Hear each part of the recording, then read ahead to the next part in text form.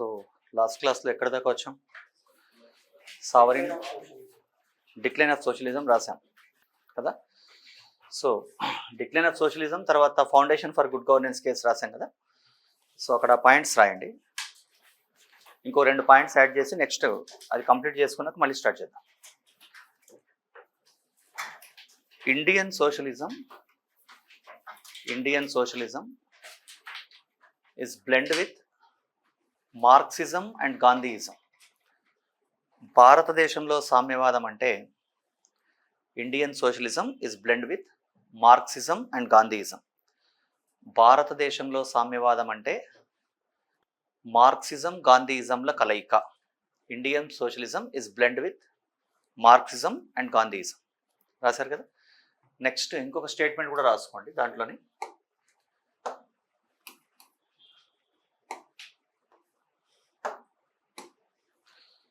Next statement, GB Pant agriculture university కేసులో supreme court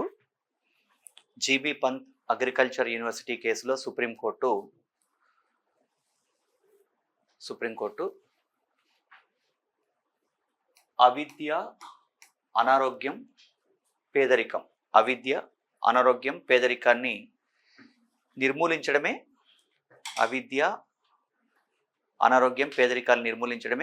సామ్యవాదం లక్ష్యం అని తెలియజేస్తుంది.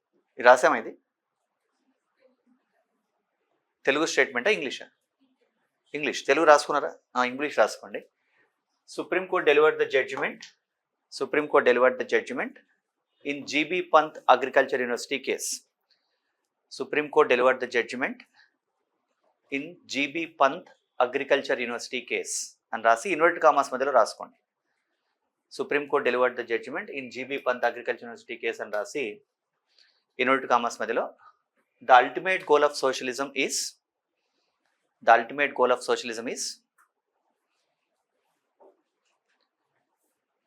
Elimination of illiteracy. ఓకే,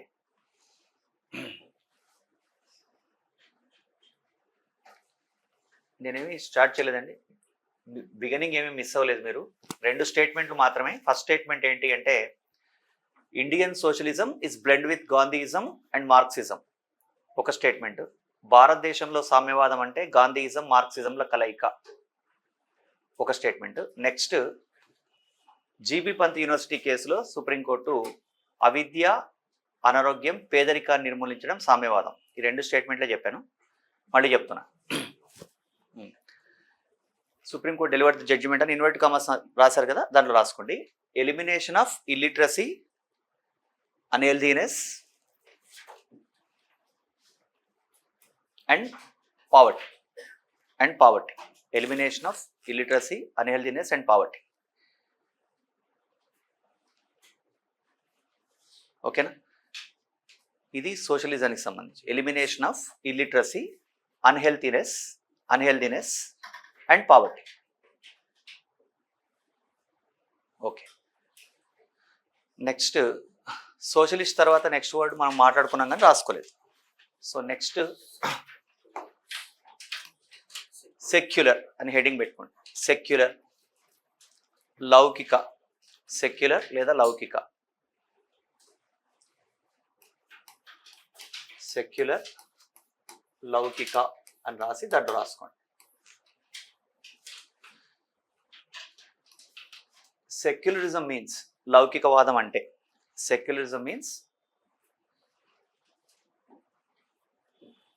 అని రాసి 1 by 1 రాసుకోండి. నెంబర్ 1, లౌకిక రాజ్యం అంటే religious interference is not allowed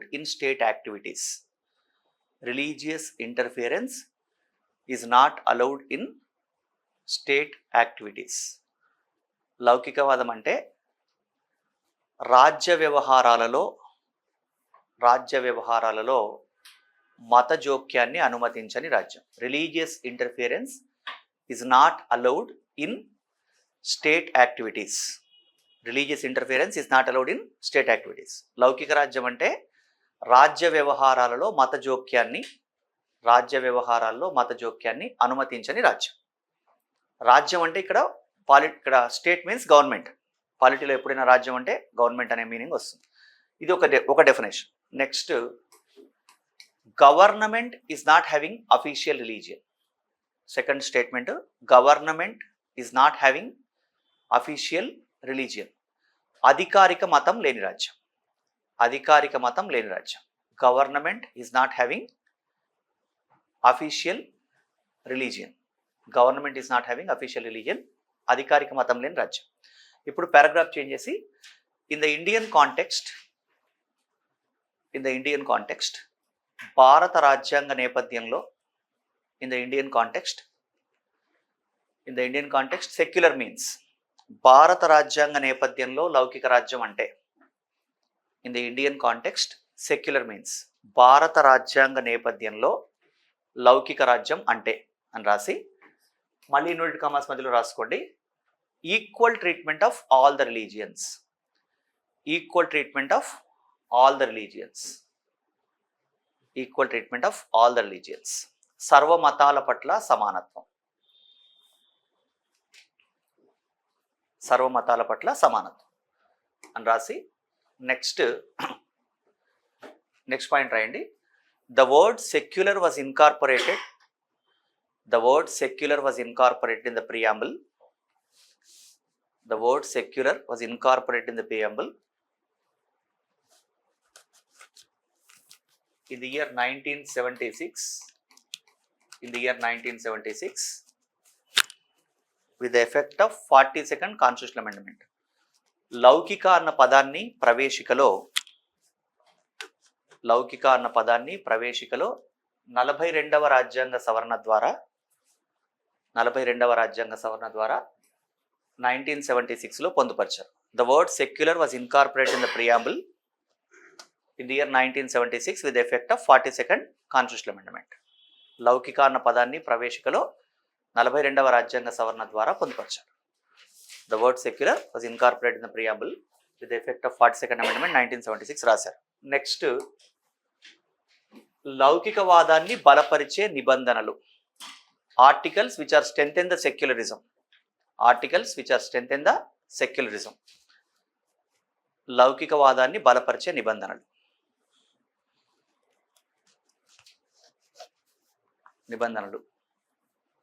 ఇంకా లిస్ట్ అవుట్ చేయాలి అన్నీ కూడా. లౌకికవాదాన్ని బలపరిచే నిబంధనలు, articles which are strengthen the secularism అని రాసి 1 by 1 రాసుకోండి. Article 14, all are equal before law. Article 14, చట్టం ముందు అందరూ సమానమే. Article 14, all are equal before law. చట్టం ముందు అందరూ సమానమే. Article 15, prohibition of discriminations. వివక్షల నిషేధం. Prohibition of discriminations. వివక్షల నిషేధం. ప్రొహిబిషన్ ఆఫ్ డిస్క్రిమినేషన్స్, వివక్షల నిషేధం. Article 16, equal employment opportunity in government sector. Equal employment opportunity in government sector. Article 16, ప్రభుత్వ ఉద్యోగాలలో సమాన అవకాశాల కల్పన. Equal employment opportunity in government sector. Article 16, ప్రభుత్వ ఉద్యోగాల్లో సమాన అవకాశాల కల్పన. Equal employment opportunity in government sector. Next, article 17, prohibition of untouchability. అంటరానితనం నిషేధం. Prohibition of untouchability. అంటరానితనం నిషేధం. Prohibition of untouchability. అంటరానితనం నిషేధం. Next, article 25, freedom of religion. మత స్వేచ్ఛ. ఆర్టికల్ 25, ఫ్రీడమ్ ఆఫ్ రిలీజియన్, మత స్వేచ్ఛ. Article 26, freedom of religious affairs. Freedom of religious affairs, మత వ్యవహారాల నిర్వహణలో స్వేచ్ఛ. ఫ్రీడమ్ ఆఫ్ రిలీజియస్ అఫైర్స్, మత వ్యవహారాల నిర్వహణలో స్వేచ్ఛ అని రాసి 26 కింద బ్రాకెట్లో రాసుకోండి. Religious freedom to the religious organisations. Religious freedom to the religious organisations. Article 26 కింద religious freedoms to the religious organisations అని రాసి తెలుగు వాళ్ళు రాసుకోండి. మత సంస్థలకు మత స్వేచ్ఛ, మత సంస్థలకు మత స్వేచ్ఛ. Religious freedom to the religious organisation. 25 individual, 26 organisations. Religious freedom to the religious organisations 26. Next 27. Religious based taxes are prohibited. మతపరమైన పన్నుల నిషేధం. Religious based taxes are prohibited. మతపరమైన పన్నుల నిషేధం. Religious based tax are prohibited. మతపరమైన పన్నుల నిషేధం. Next article 28. Religious instruction is prohibited in government educational institutions. Religious instruction is prohibited in government educational institutions. Article 28. ప్రభుత్వ విద్యాలయాల్లో మతబోధ నిషేధం. ప్రభుత్వ విద్యాలయాల్లో మతబోధ నిషేధం. Religious instruction is prohibited in government educational institutions. ప్రభుత్వ విద్యాలయాల్లో మతబోధ నిషేధం. Next article 326. Right to vote. ఇక్కడ జాగ్రత్త, 44 రాయకండి. Common civil code ఉంది కదా అని రాయకండి, కొంచెం జాగ్రత్త. ఎవరైనా ఆర్థోడాక్స్గా ఉండి ఇంప్లిమెంట్ అవ్వలేదు, అసలు ఈ దేశం ఏం దేశం, ఇట్లాంటి పిచ్చి పిచ్చి ఆలోచనలు చేస్తారు కొంతమంది. సో కాబట్టి article 326 right to vote, vote హక్కు. Article 326 right to vote. So ఇవి important articles related to secularism. Next కింద స్టార్ మార్క్ వేసి రాసుకోండి. స్టార్ మార్క్ వేసి, in SR Bommai case 1994, in SR Bommai case 1994, Supreme Court delivered the judgment.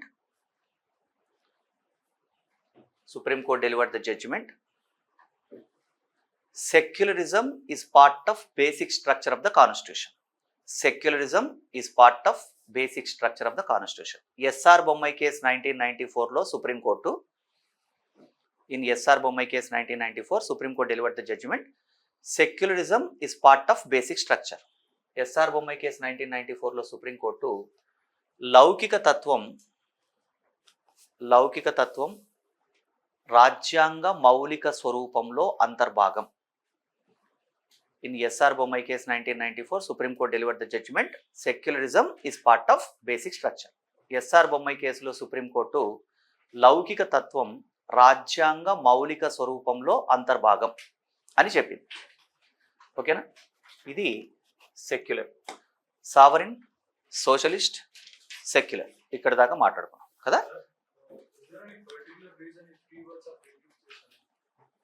Why these three words are incorporated in the year 1976? ఇక్కడ యాక్చువల్గా 1976 కన్నా ముందున్న 1976లో incorporate చేసింది ఎవరు, ఏ గవర్నమెంట్ అంటే? ఒక చిన్న క్లారిటీ ఏంటంటే, నేను ఆఫ్ ద రికార్డ్ ఏదైనా చెప్తే మీరు దాన్ని ఎగ్జామ్లో రాయకండి, నేను మీకు 100% క్లారిటీ ఇస్తాను. సో ఇక్కడ from the beginning, from the original constitution, India is a secular, India is a socialist, integrity is there. But why specifically these three words are incorporated in the year 1976 with the effect of 42nd Constitutional Amendment? So దీనికి రెండు reasons ఉన్నాయి. First reason ఏంటి అంటే, in the year 1975 Indira Gandhi was declare the emergency. అంటే Indira Gandhi means Indira Gandhi period. Fakhruddin Ali Ahmed was the president of India. On the time they declare the emergency, but at the same time they will try to show the government commitment about secularism, socialism and integrity. ఇది ఒక reason. అంటే ఏంటి, మేము అంతా బాగానే ఉందని చెప్పడం ఒకటి. ఇంకొకటి ఏంటి ఆఫ్ ద రికార్డ్ అంటే, మైనారిటీ ఓట్ బ్యాంక్. ఇవి కాకుండా చెప్పాలంటే, actually up to now how many times preamble is amended? Only one time, in the year 1976. Preamble is not amended from 1950 to 1973 కదా. సో ఇక్కడ if preamble is part of the constitution, it is possible to amend the preamble. Otherwise it is not possible to amend the preamble. In the year 1960, in Berubari case, Supreme Court delivered the judgment, preamble is not part of the Constitution. In the year 1973, in Keshavananda Bharati case, Supreme Court delivered the judgment, preamble is integral part of the Constitution. Because of that, preamble is amended and these three words are incorporated. ఒకటేమో Indira Gandhi feel good factor create చేయడం కోసం, రెండవది ఏంటి, అసలు amend చేయాలంటే possibility లేదుగా అంతకుముందు. ఎందుకు? ప్రియాంబుల్ ఇండియన్ కాన్స్టిట్యూషన్, ఇప్పుడు ఈ వస్తువు మనదైతేనే మనం వాడగలం. Preamble is part of the constitution అంటేనే it is possible to amend the preamble. అట్లా preamble is part of the constitution ఎప్పుడు చెప్పారు? First time 1973 Kesavananda Bharati case. Because of that in the year 1976 preamble is amended and 3 words are incorporated. ఓకేనా? So మరి అలాంటప్పుడు ఫస్టే రాయొచ్చు కదా, బేసిక్ కాన్స్టిట్యూషన్లోనే ఈ వర్డ్స్ అని రాయొచ్చు కదా. అంటే ఇక్కడ గమనించాల్సింది ఏమంటే, ముస్లిం లీగ్ చెప్పినట్టుగా కాంగ్రెస్ వినదలుచుకోలేదు. ఒకటి, ఇండియా పాకిస్తాన్ డివిజన్ తర్వాత ఈక్వాలిటీ ఉంది, ఆర్టికల్ 14, 15, 16 ఇవన్నీ ఉన్నాక మళ్ళీ స్పెసిఫిక్గా చెప్పడం ఎందుకు? అది వాళ్ళ thought process, Jawaharlal Nehru ideology. So ఇక్కడ చెప్పాల్సి వచ్చింది అది. సో మేజర్ టెక్నికల్ రీజన్ చెప్పాల్సి వస్తే ఒకటే, కేశవానంద భారతి కేసు వల్ల ప్రియాంబుల్ అమెండ్ అయింది. ఇంకా రీజన్స్ చాలా ఉన్నాయి. ఇంకా ఇదేంటంటే అసలు కాన్స్టిట్యూంట్ అసెంబ్లీ డిబేట్స్ నుంచి మనం ఒక్కొక్క పాయింట్ చూడాలి. ప్రియాంబుల్ ఎండ్ అయినప్పుడు మీకు ఇంకా కొంచెం క్లారిటీ వస్తుంది, ఈ వర్డ్స్ ఎందుకు వచ్చారు ఇంకా. ఓకేనా? So sovereign, socialist, secular, next word democratic. So what is democracy? What is democracy? ప్రజాస్వామ్యం అంటే ఏంటి?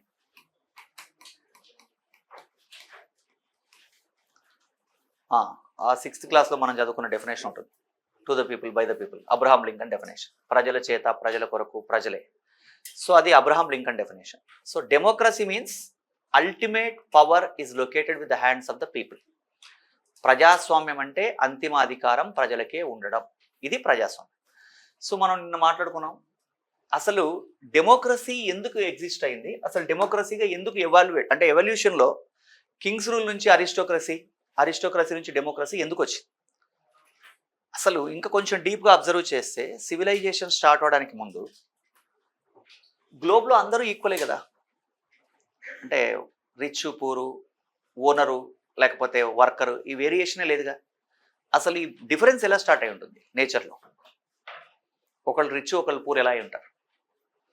అంటే ఇప్పుడు ఎప్పుడో మనం స్టోన్ ఏజ్లో గినక అబ్జర్వ్ చేసినట్లయితే అందరూ హ్యూమన్స్ ఫుడ్ కోసం అర్న్ చేసేవాళ్ళు, ఏదో ఫుడ్ వాళ్ళ రిక్వైర్మెంట్స్ ఫుల్ఫిల్ చేసుకునేవాళ్ళు. దీంట్లో ఒకడు ఓనర్ ఎలా అయ్యాడు, ఇంకొకటి ఎలా వర్కర్ అయ్యాడు?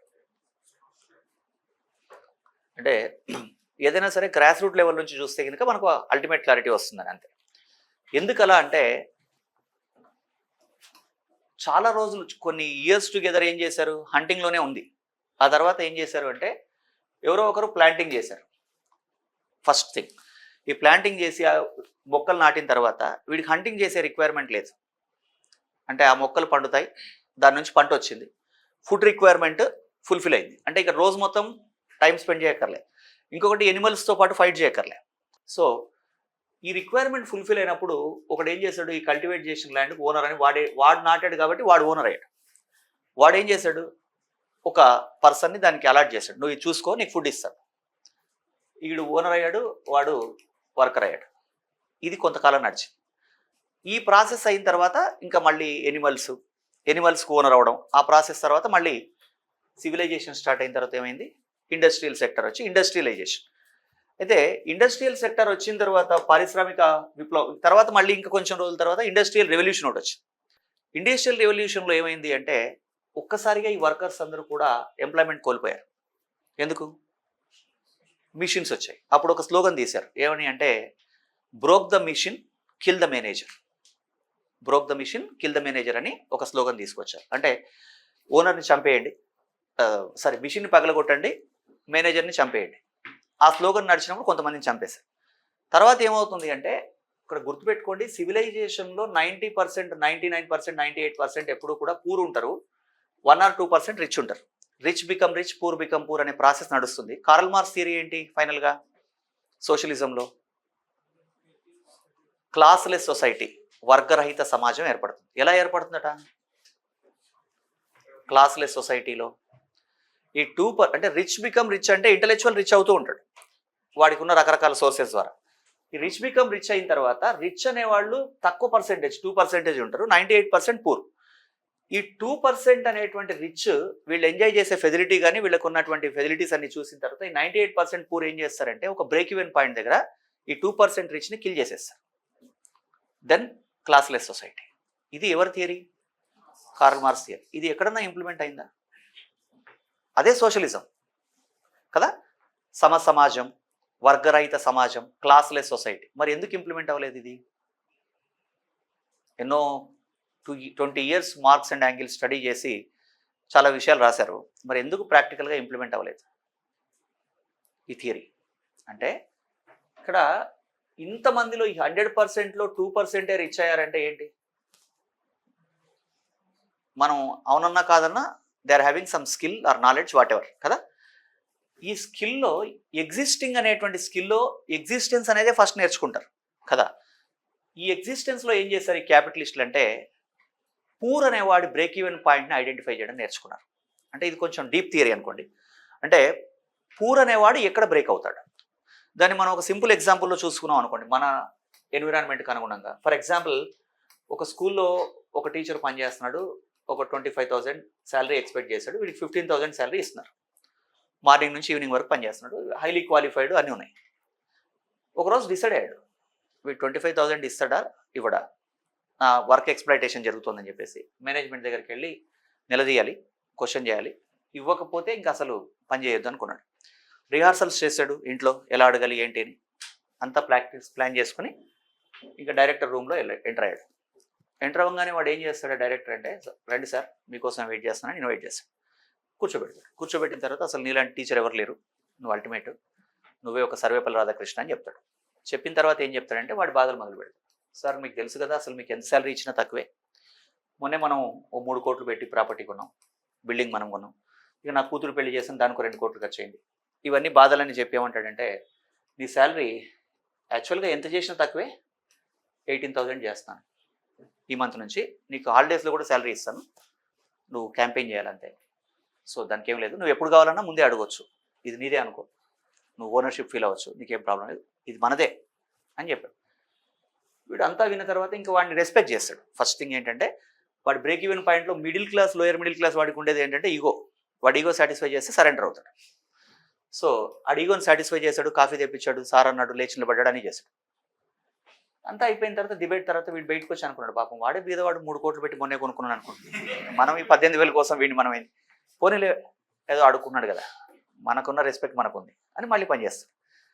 ఈ బ్రేక్ ఈవెన్ పాయింట్ వచ్చినప్పుడల్లా ఎంతో కొంత చేస్తాడు. మీరందరూ లీడర్ సినిమా చూసి ఉంటారు, దాంట్లో ఇదే థియరీని గొల్లపూడి మారుతిరావు చెప్తాడు.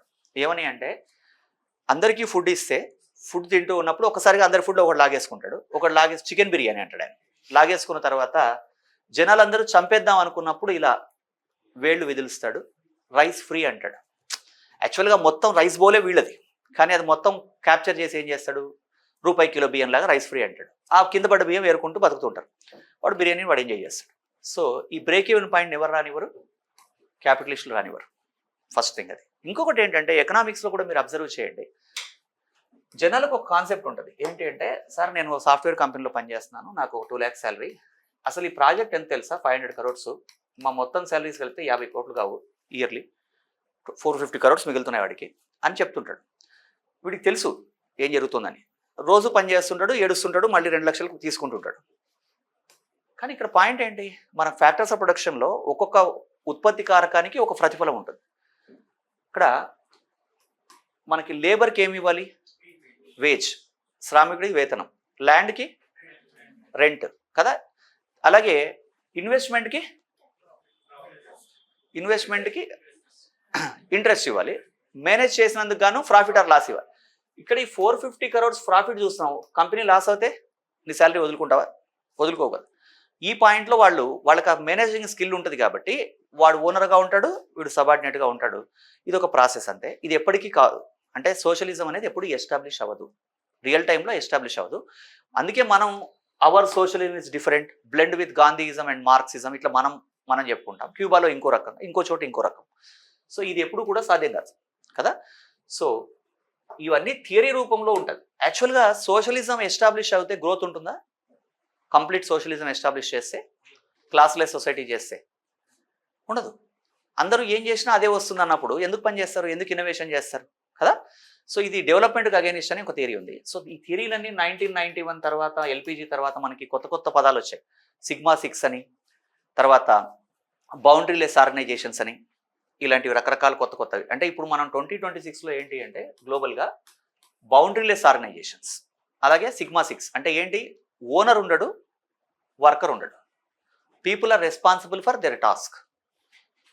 అందరం కూడా మనం ఎవరం వ్యక్తులుగా 2026లో ఏంటంటే వర్క్కి రెస్పాన్సిబుల్, అంతే కానీ అతను సబార్డినేట్ కాదు, అతను ఓనర్ కాదు. మీరు గమనించండి, కంపెనీ సీఈఓను మిస్టర్ సో అండ్ సో అని పిలుస్తారా లేదా? సిఎన్ఎన్ ఐబిఎన్ ఛానల్లో ఒకసారి చూశాను, Pranab Mukherjee president of India. CNN IBN channel వాడు మిస్టర్ ప్రణబ్ అంటాడు ప్రణబ్ ముఖర్జీని. సో అంటే వాళ్ళకి ఆ వేరియేషన్స్ ఉండవు. సీఈఓను కూడా బ్రో అంటాడు అవసరం అయితే. మన దగ్గర ఎంఆర్ఓను లేకపోతే ఆర్డీఓను నువ్వు సార్ అనకపోతే ఏదో ఒకటి తక్కువైందని ఏడుస్తూనే ఉంటాడు వాడు కదా.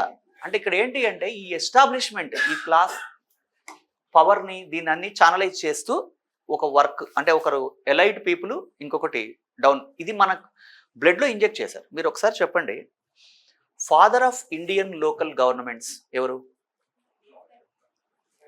భారత్ స్థానిక ప్రభుత్వాల పితామహుడు ఎవరు? Lord Macaulay. First Supreme Court chief justice ఎవరు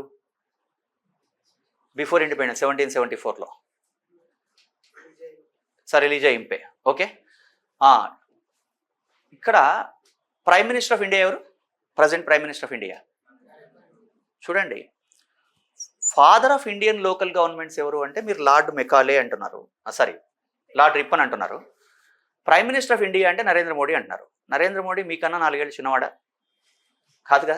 మరి నరేంద్ర మోడీనేమో నరేంద్ర మోడీ అంటారు, ప్రైమ్ మినిస్టర్ ఆఫ్ ఇండియా అని రెస్పెక్ట్ లేకుండా.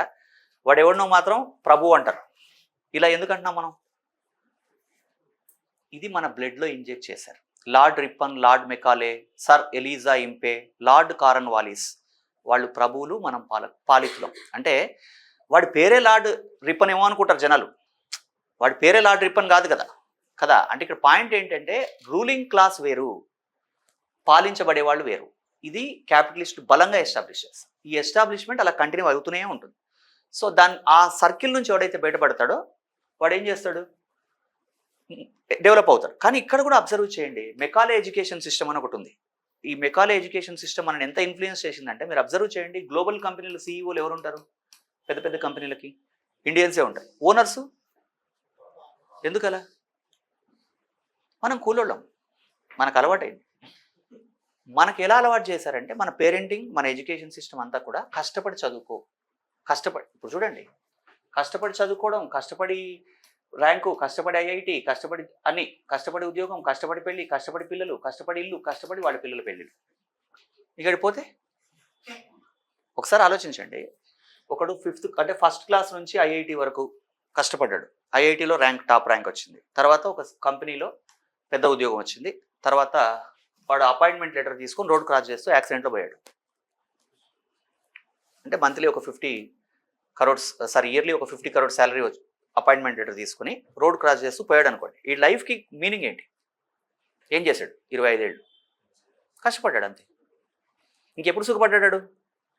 అంటే ఇది క్యాపిటలిస్టులు ఏం చేస్తారంటే మొత్తం ఏ సొసైటీలోనైనా ఇంజెక్ట్ చేస్తారు అంతే. మీరు గమనించండి, 100 crores నెట్వర్క్ ఉన్నటువంటి వాళ్ళ పిల్లలు ఎవడు కూడా ఎంపీసీ బైపీసీ గ్రూప్ చదవట్లేదని ఒక సర్వే చదివాను. 100 crores నెట్వర్క్ కన్నా పైన ఉన్న పిల్లలందరూ ఏం చదువుకుంటారు? లిటరేచరు, ఆర్ట్స్, కామర్స్ ఇవి చదువుకుంటారు తప్ప ఎంపీసీలు బైపీసీలు చదివి నెట్లు ఇవన్నీ రాయరు. నీట్ ఎగ్జాము, ఎంబీబీఎస్ రాయరు.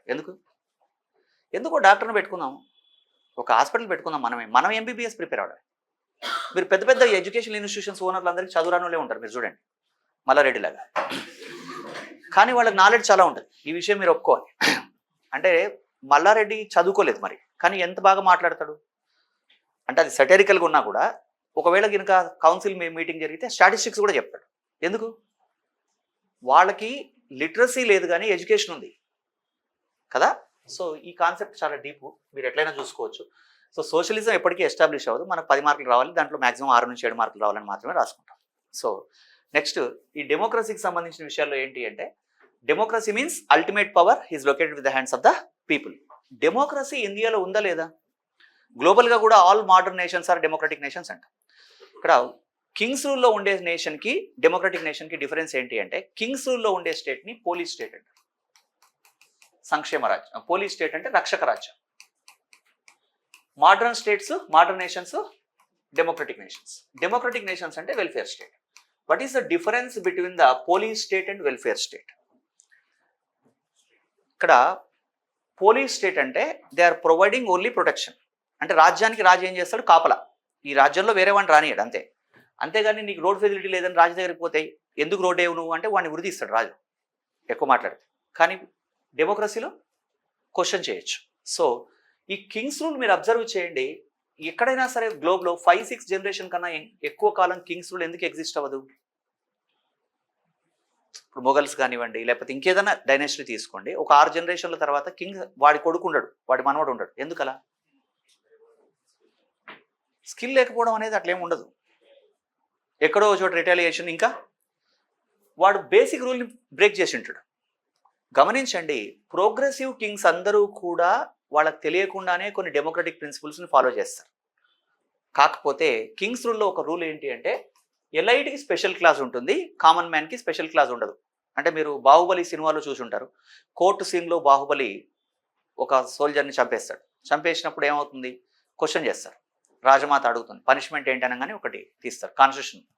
According to the constitution of Mahishmati, if the person belongs to Kings family driven out side the state, if the person belongs to Kings family అంటే రాజ కుటుంబానికి చెందిన వాడైతే వాడికి రాజ్య బహిష్కారం, కామన్ మ్యాన్ అయితే క్యాపిటల్ పనిష్మెంట్, మరణశిక్ష. ఇది కింగ్స్ రూల్లో ఉంటుంది. ఇది ఎక్కడ ఉండదు? డెమోక్రసీలో ఉండదు. అదే all are equal before law, అంటే ఎలైట్స్ గ్రూప్ అనే ట్రీట్మెంట్ ఉండదు. సో ఈ డెమోక్రసీలో మనకి 2 రకాల డెమోక్రసీలు ఉన్నాయి. ఒకటి డైరెక్ట్ డెమోక్రసీ, రెండవది indirect democracy. Direct democracy means head of the government elected by the people directly. ప్రభుత్వాధినేత ప్రజల చేత నేరుగా ఎన్నుకోబడడం. ప్రభుత్వాధినేత ప్రజల చేత నేరుగా ఎన్నుకోబడడం అంటే డైరెక్ట్గా పీపుల్ ఓటేసి ఎన్నుకుంటారు. Indirect democracy means head of the government is indirectly elected. ఇండియాలో ఉన్నది డైరెక్ట్ డెమోక్రసీయా, ఇండైరెక్టా? గ్లోబల్గా అన్ని చోట్ల ఉన్నది ఇండైరెక్ట్ డెమోక్రసీ. ఒక స్విట్జర్లాండ్లో కాకుండా గ్లోబల్గా ఉన్నదంతా ఇండైరెక్ట్ డెమోక్రసీ. అప్పుడు before Christ Athens, Sparta, Arindam ఇలాంటి సిటీ స్టేట్స్ ఉండేవి. 500 పాపులేషన్, 600 పాపులేషన్, 1000 బిలో పాపులేషన్ ఉన్న చోట ఇది పాసిబుల్, లైన్లో నిలబడి ఓటేయడం. కాబట్టి అక్కడ డైరెక్ట్ డెమోక్రసీ ఎగ్జిస్ట్ అయింది. ఇండైరెక్ట్ డెమోక్రసీ మన గ్లోబల్గా ఉంది. సో ఇండైరెక్ట్ డెమోక్రసీని ఏమంటాం మనం? రిప్రజెంటేటివ్ డెమోక్రసీ, ప్రాతినిధ్య ప్రజాస్వామ్యం. ఇండైరెక్ట్ డెమోక్రసీనే రిప్రజెంటేటివ్ డెమోక్రసీ అంటాం. So direct democracy, indirect democracy. Democracy means ultimate goal, ultimate power is located with the hands of the people. Direct democracy means head of the government is elected by the people directly. Indirect democracy means head of the government is elected by the people indirectly. ఇది basic things. దీంట్లో మళ్ళీ plebiscite, referendum, recall వస్తాయి, పార్లమెంట్కి link అయి ఉంటే అక్కడ మాట్లాడతాం. So ఇక్కడ క్వశ్చన్ ఏమడగొచ్చండి ఈ 3 లైన్ల నుంచి మనల్ని? డైరెక్ట్ డెమోక్రసీ, ఇండైరెక్ట్ డెమోక్రసీలో ఏం క్వశ్చన్ అడగొచ్చు? Democracy means ultimate power is located with the hands of the people అనే దానిలో ఏం అడగొచ్చు మనం? డెమోక్రసీ సక్సెసా, ఫెయిల్యూరా ఇండియాలో? ఇండియన్ డెమోక్రసీ సక్సెస్ఫుల్గా ఉందా, ఫెయిల్ అయిందా? సక్సెస్ఫుల్గా ఉంది. సో ఒకసారి చూడండి, మనకి 1952 51-52 ఫస్ట్ జనరల్ ఎలక్షన్ నుంచి ఇప్పటిదాకా అబ్జర్వ్ చేయండి. పోలింగ్ పర్సెంటేజ్ ఎంత? మ్యాక్సిమం 60%. యావరేజ్ తీసుకుంటే 60% పోలింగ్. ఇల్లిటరసీ ఉందా? ఉంది. మనీ పవర్, మజిల్ పవర్, ధనబలం, భుజబలం ఉందా? ఉంది. మనీ లేకుండా ఇప్పుడు ఫర్ ఎగ్జాంపుల్ మ్యాక్సిమం ఒక పర్సన్ 95 lakhs ఇన్వెస్ట్ 95 lakhs వరకు స్పెండ్ చేయొచ్చు కాన్స్టిట్యుయెన్సీలో అని చెప్తుంది రూల్. 95 lakhsలో ఒక పర్సన్ ఎంపీ కంటెస్టెంట్ పాసిబిలిటీ ఉందా అసలు ఈరోజు? లేదు కదా. అంటే మనీ పవర్, మజిల్ పవర్ లేకుండా ఎవరు రావట్లే. పప్పు యాదవ్ లాంటి పార్లమెంటేరియన్ని మీరు మొన్న చూశారు ఏంటి, ఓం బిర్లా మీద రిమూవల్ పెట్టినప్పుడు పప్పు యాదవ్ అక్కడ ఉన్నాడు. 209 కేసెస్ ఉన్నాయి, క్రిమినల్ కేసెస్ ఒకే పర్సన్ మీద. అంటే అవుట్ ఆఫ్ 543 ఎంపీస్లో 156 మెంబర్స్ మీద క్రిమినల్ కేసులు ఉన్నాయి. ఇండియాలో. అంటే ఇవన్నీ అబద్ధాల కేసులేనా? నిజమే ఉంటాయి కదా ఎన్నో కొన్ని. సో సెకండ్ జనరేషన్ పొలిటీషియన్స్, రెండవ తరం నాయకులు వచ్చారు. వీళ్ళకి అల్టిమేట్ గోల్ ఏంటి? పవరే కదా. బిఫోర్ 1970 ఓన్లీ క్రిమినల్ సపోర్ట్ చేసేవాళ్ళు పొలిటీషియన్స్. 1970 తర్వాత క్రిమినల్స్ డైరెక్ట్గా ఎంటర్ అవ్వడం మొదలుపెట్టారు డెమోక్రసీలో. అసలు ఆపోజిషన్ మెంబర్స్కి ఛాన్స్ ఇవ్వకుండా హౌస్ని అడ్జర్న్ చేస్తున్నారు. ప్రతిపక్ష నాయకులు మాట్లాడకుండా సభలు వాయిదా వేస్తున్నారు. సో ఎవ్రీ మినిట్కి 9,000 రూపీస్ ఖర్చు అవుతుంది హౌస్ రన్ చేయాలంటే. అవర్స్ టుగెదర్ డిబేట్ చేస్తారు, ఇర్రేషనల్ డిబేట్స్ జరుగుతూ ఉన్నాయి. సో ఇలా మీరు చాలా రీజన్స్ చెప్పొచ్చు. ఇవన్నీ చెప్పి మరి డైరెక్ట్ ఇంకా డెమోక్రసీ సక్సెస్ అన్నామా దీన్ని? 30 కోట్ల మంది దేశంలో తిండి లేకుండా, రెండో పూట భోజనానికి లేకుండా ఉన్న దేశంలో ప్రజాస్వామ్యం ఎలా సక్సెస్ అయినట్టు?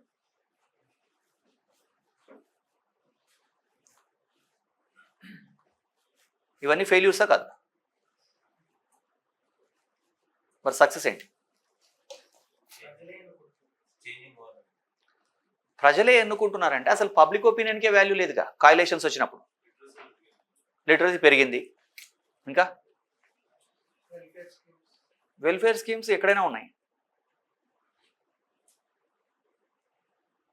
ఇది యాక్చువల్గా ఇది హెడ్ అండ్ ఒక కాయిన్కున్న హెడ్ అండ్ టైల్స్ లాంటివి, బొమ్ము బర్స్ లాంటివి. కాబట్టి ఇక్కడ ఫెయిల్యూర్స్ మనం చెప్తున్నాం. సక్సెస్ ఎలా చెప్పాలి? కన్స్ట్రక్టివ్గా చెప్పాలి. యుఎస్ఏ లాంటి చిన్న కంట్రీలోనే ఇంప్లిమెంట్ చేయని ఈవీఎంలు మనం ఇంప్లిమెంట్ చేస్తాం. ఈవీఎం ట్యాంపరింగ్ పాసిబుల్ కాదని ప్రూవ్ అయింది, ఎవరు ఎన్ని రీజన్స్ చెప్పినా. ఏషియన్ సబ్ కాంటినెంట్లో మీరు అబ్జర్వ్ చేయండి, భారత ఉపఖండంలో అంటే మయన్మార్, పాకిస్తాన్, ఆఫ్ఘనిస్తాన్, బంగ్లాదేశ్, ఏ కంట్రీలో అయినా అక్కడ కాన్స్టిట్యూషన్ ఫెయిల్ అయింది కదా. ఇప్పుడు మీరు అబ్జర్వ్ చేస్తే పాకిస్తాన్లో మిలిటరీ రూల్, బర్మాలో జుంటా అంటే గవర్నమెంట్, ఎలక్టెడ్ గవర్నమెంట్నే పక్కన పెట్టేసి ఆంగ్ సాంగ్ సూచీ లాంటి వాళ్ళని పక్కన పెట్టేసి వాళ్ళు రూల్ చేసే సందర్భాలు చూసాం. ఆఫ్ఘనిస్తాన్లో మీకు తెలుసు అసలు రూలింగే లేదు కదా. శ్రీలంకలో చూస్తున్నారు సంక్షోభాలు. ఏషియన్ సబ్ కాంటినెంట్లో ఎన్నో కంట్రీస్లో ఫెయిల్ అయినటువంటి డెమోక్రసీ ఇండియాలో సక్సెస్ అయింది. కాన్స్టిట్యూషన్ ఎగ్జిస్ట్ అవుతోంది ఇప్పటికి. 1952 నుంచి ఇప్పటిదాకా పీస్ఫుల్ పవర్ ట్రాన్స్ఫర్. అధికారం ఎలా చేతులు మారుతోంది? శాంతియుతంగా చేతులు మారుతుంది. 1977 జనరల్ ఎలక్షన్లో ఇందిరాగాంధీ లాంటి ప్రైమ్ మినిస్టర్ క్యాండిడేట్ ఓడిపోయినా కూడా రిజైన్ చేసి మొరార్జీ దేశాయ్ ప్రైమ్ మినిస్టర్ అయ్యాడంటే పీస్ఫుల్ పవర్ ట్రాన్స్ఫర్. అవునా? చాలా కన్స్ట్రక్టివ్ డిబేట్స్ జరుగుతున్నాయి పార్లమెంట్లో, మీరు అబ్జర్వ్ చేశారు. రీసెంట్గా ఆమ్ ఆద్మీ పార్టీ వ్యక్తులు మాట్లాడడం కానివ్వండి, లేదా కన్స్ట్రక్టివ్ డిబేట్స్, చాలా నిర్మాణాత్మకమైనటువంటి చర్చలు జరుగుతూ ఉన్నాయి. అదేవిధంగా అపోజిషన్ మెంబర్ ఒక్కడున్నా ఇద్దరున్నా కూడా పార్లమెంట్లో మాట్లాడే ఛాన్స్ ఉంది. ఎంఐఎం ఓవైసీ మాట్లాడడం మీరు చూశారు కదా. ఆర్గ్యుమెంట్ చెప్పడానికి ఇక్కడ వేదిక ఉంది. ఈ దేశంలో ప్రైమ్ మినిస్టర్తో సహా ఎవరినైనా క్రిటిసైజ్ చేయగలుగుతున్నారు కామన్ మ్యాన్ కదా. అలాగే గ్రాడ్యువల్గా మనం రిఫార్మ్స్ చేశాం. ఎలక్షన్ రిఫార్మ్స్ కావచ్చు, అడ్మినిస్ట్రేటివ్ రిఫార్మ్స్ కావచ్చు, పోలీస్ రిఫార్మ్స్ కావచ్చు, అన్ని రిఫార్మ్స్లోనూ ప్రోగ్రెసివ్నెస్ ఉంది. ఇలా చెప్పుకుంటూ వెళ్ళి మరి సక్సెసా ఫెయిల్యూరా? సక్సెస్కి మీరు 10 రీజన్స్ చెప్పగలరు, ఫెయిల్యూర్కి 10 రీజన్స్ చెప్పగలరు. ఫైనల్గా డెమోక్రసీ సక్సెస్ అయినట్ట ఫెయిల్ అయినట్ట ఇండియాలో? ఇప్పుడు నోట్ ఫర్ ఓట్ అనేది మీరు చూశారు. పార్లమెంట్లో క్వశ్చన్లు అడగడానికి క్వశ్చన్ అవర్లో డబ్బులు తీసుకున్నటువంటి సొసైటీ పార్లమెంట్లోనే డబ్బుల కట్టలు కనపడ్డాయి. ఇలాంటి కంట్రీలో డెమోక్రసీ సక్సెస్ అయినట్టేనా అంటే మరి ఏం చెప్తాం?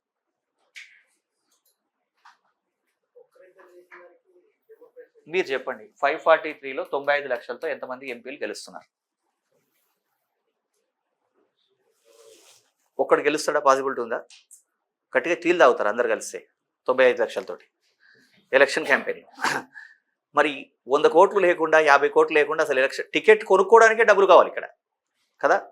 మరి అలాంటి కండిషన్లో డెమోక్రసీ సక్సెస్ అయిందని చెప్పడానికి ఒక స్ట్రాంగ్ ఆర్గ్యుమెంట్, ఒక స్ట్రాంగ్ ఏదన్నా చెప్పాలి. మనం ఎలా చెప్పాలి సక్సెస్ అయిందని? పీస్ఫుల్ పవర్ ట్రాన్స్ఫర్ బలమైన పాయింట్, ఎలక్షన్ రిఫార్మ్స్, ఈవీఎంస్ బలమైన పాయింట్. ఇంకేం చెప్పగలం? అసలు కాన్స్టిట్యూషన్ ఎగ్జిస్ట్ అవడమే ఇక్కడ గ్రేట్. ఎక్కడ కాన్స్టిట్యూషన్ ఇప్పుడు కాన్స్టిట్యూషన్ ఇన్ని సంవత్సరాలు నడుస్తోందంటే ఇది చాలా గ్రేట్ కదా. ఇవన్నీ చెప్తూనే డెమోక్రసీ సక్సెస్ఫుల్గా కొనసాగుతోంది అని చెప్పడానికి మనం ఏం చెప్పాలి? ఇంకా ఏం చెప్పాలి అని అంటే, ఇక్కడ బ్రిటన్ పార్లమెంట్ కూడా ఇండియన్ డెమోక్రసీని ప్రైజ్ చేసింది. తర్వాత ఏంటి అంటే, బ్రిటన్లో మరి అన్ని సక్సెస్ కాదు కదా. చెప్తూ ఏం చెప్పాలి? More than 140 crores of the people ఉన్న కంట్రీలో అసలు ఈ దేశంలో ఎలక్షనే ఒక పెద్ద జాతర. ప్రపంచంలో ఎవడు కూడా దీన్ని ఊహించలేడు. ఇలాంటి ఎలక్షన్లో ఇన్ని కొన్ని లూప్ హోల్స్ ఉన్నాయని చెప్తూ దీనికి ఏదో కనెక్టివిటీ చేయాలి. ఈవెన్ 1216లోనే పార్లమెంట్ అనే థాట్ ప్రాసెస్ ఉన్న బ్రిటన్లోనే కరప్షన్ ఉంది కాబట్టి వాళ్ళు ఏం చేశారు, నోలాన్ కమిటీ అనే కమిటీని అపాయింట్ చేసి రిఫార్మ్స్ చేశారు. మనం సెకండ్ ARCని అపాయింట్ చేశాం. ఇంకొన్ని రిఫార్మ్స్ చేయాల్సి ఉంది. డెమోక్రసీ ఇప్పుడు మాక్సిమం సక్సెస్ అయినా ఇంకా కొన్ని డిమెరిట్స్ ఉన్నాయి, ఆ డిమెరిట్స్ని ఎలిమినేట్ చేయాలి అని రాయాలి. 100% సక్సెస్ అని రాయకూడదు. మరి ఫెయిల్యూర్స్ ఉన్నాయి, ఎందుకు డెమోక్రసీని ఫాలో అవుతున్నాం? ఇప్పుడు కింగ్స్ రూల్ నుంచి అరిస్టోక్రసీ, అంటే రాజరిక పాలన నుంచి కులీన పాలన నుంచి ప్రజాస్వామ్యం వచ్చింది కదా. కింగ్స్ రూల్ నుంచి అరిస్టోక్రసీ నుంచి డెమోక్రసీ వచ్చినాక మరి అరిస్టాటిల్ కాలం నుంచి ఉన్న డెమోక్రసీలో ఎందుకు చేంజ్ రాలేదు ఇప్పటిదాకా? ఇంకెందో కొత్త విషయాన్ని ఎందుకు మనం ఇంప్లిమెంట్ చేయలేదు? More than this, global changes చాలా వచ్చినప్పుడు డెమోక్రసీ నుంచి ఇంకేదైనా అల్టిమేట్ ఏదైనా రావాలి కదా.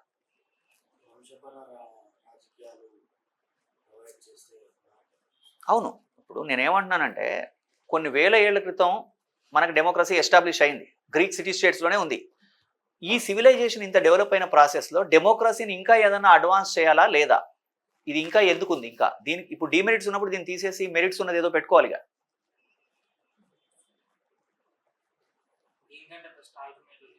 లేదా తెలీదా? తెలీదు ఒకటి, మనకి ఇంకా బెస్ట్ ఆల్టర్నేట్ తెలీదు ఒకటి. రెండవది ఏంటంటే అరిస్టాటిల్ డెమోక్రసీ ప్రజెంట్ డెమోక్రసీ ఒకటి కాదు. డెమోక్రసీ అనేది ప్రోగ్రెసివ్గా డెవలప్ అవుతుంది, డెమోక్రసీలో చేంజ్ అవ్వట్లేదని కాదు. ఫర్ ఎగ్జాంపుల్ ఎథెన్స్ అనేటువంటి సిటీ స్టేట్లో ఉన్నటువంటి డెమోక్రసీని మీరు తీసుకుంటే అరిస్టాటిల్ కాలంలో ఉన్న డెమోక్రసీ మనం ఏమంటాం?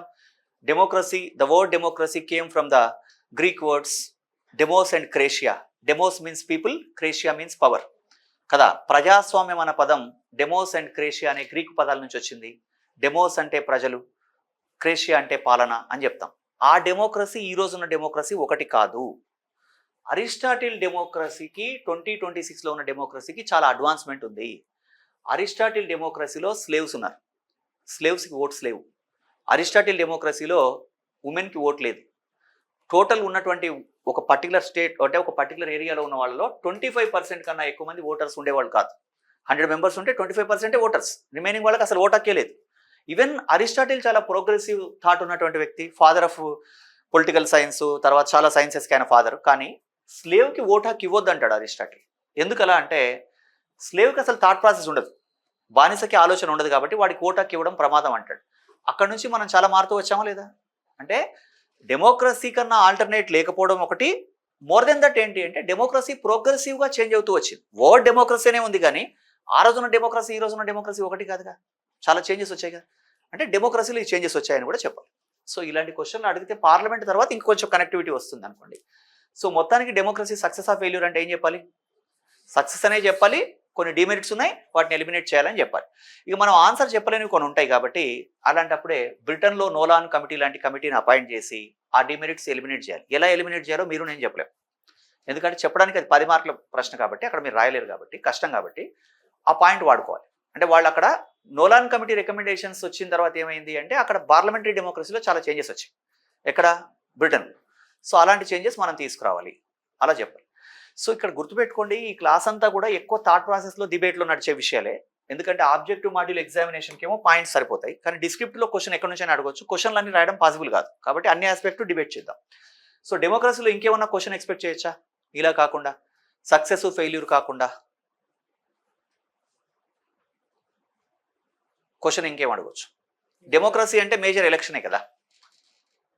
కొంచెం రూట్ డైవర్ట్ చేసి which type of election reforms are done by the government in India to strengthen the democracy? ప్రజాస్వామ్యాన్ని బలోపేతం చేయడం కోసం ఎలాంటి సంస్కరణలు చేశారు అంటే ఇది మళ్ళీ ఏమవుతుంది? ఎలక్షన్ రిఫార్మ్స్లోకి వెళ్తుంది. క్వశ్చన్ అక్కడ నుంచి కూడా తీసుకోవచ్చు. అక్కడ ఏం చెప్పాలి మరి? 10 పాయింట్లు రాయాలంటే ఎలక్షన్ రిఫార్మ్స్, మీరు అబ్జర్వ్ చేసిన ఎలక్షన్ రిఫార్మ్స్ ఏంటి?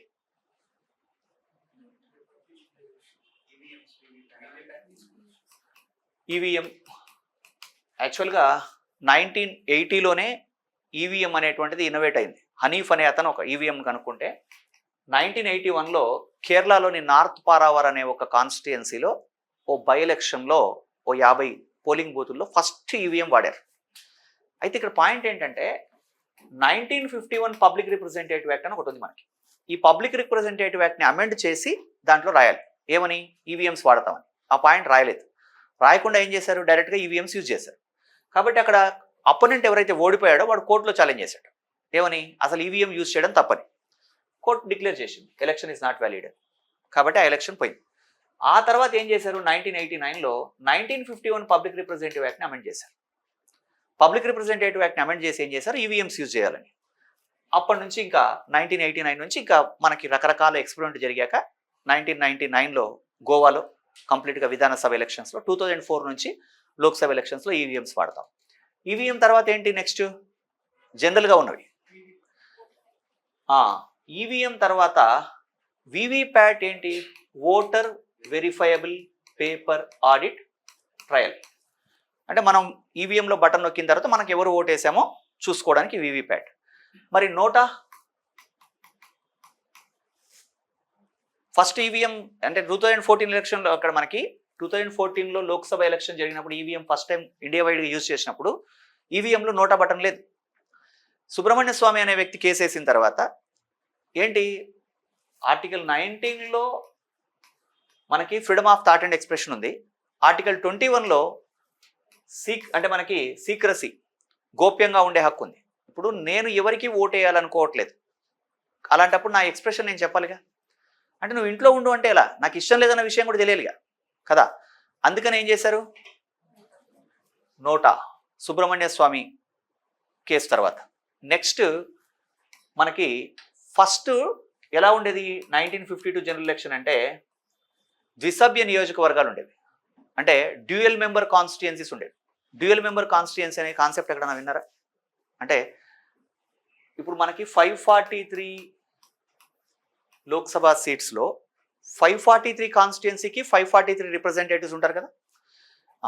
ఒక చిన్న డీవియేషన్ ఏంటంటే, తెలుగువాడైన ఫస్ట్ స్పీకర్ ఎవరండి, లోక్సభ స్పీకర్ అయిన తెలుగువాడు ఎవరు, అనంతశయనం అయ్యంగార్. ఎక్కడి నుంచి రిప్రజెంట్ చేశాడు ఆయన, 52 ఎలక్షన్ 57 ఎలక్షన్లో, అంటే 52 నుంచి 57 వరకు ఫస్ట్ లోక్సభ పీరియడ్. 52 నుంచి 56 వరకు మనకి జీవి మౌలాంకర్ ఉండే. జీవి మౌలాంకర్ చనిపోయిన తర్వాత అనంతశయనం అయ్యంగార్ ఫస్ట్ లోక్సభకే సెకండ్ స్పీకర్, తర్వాత సెకండ్ లోక్సభకి ఫస్ట్ స్పీకర్ అయ్యాడు. ఈయన రిప్రజెంటేషన్ ఎక్కడి నుంచి అంటే ఫస్ట్ టైం ఒకసారి తిరుపతి నుంచి, ఒకసారి చిత్తూరు నుంచి.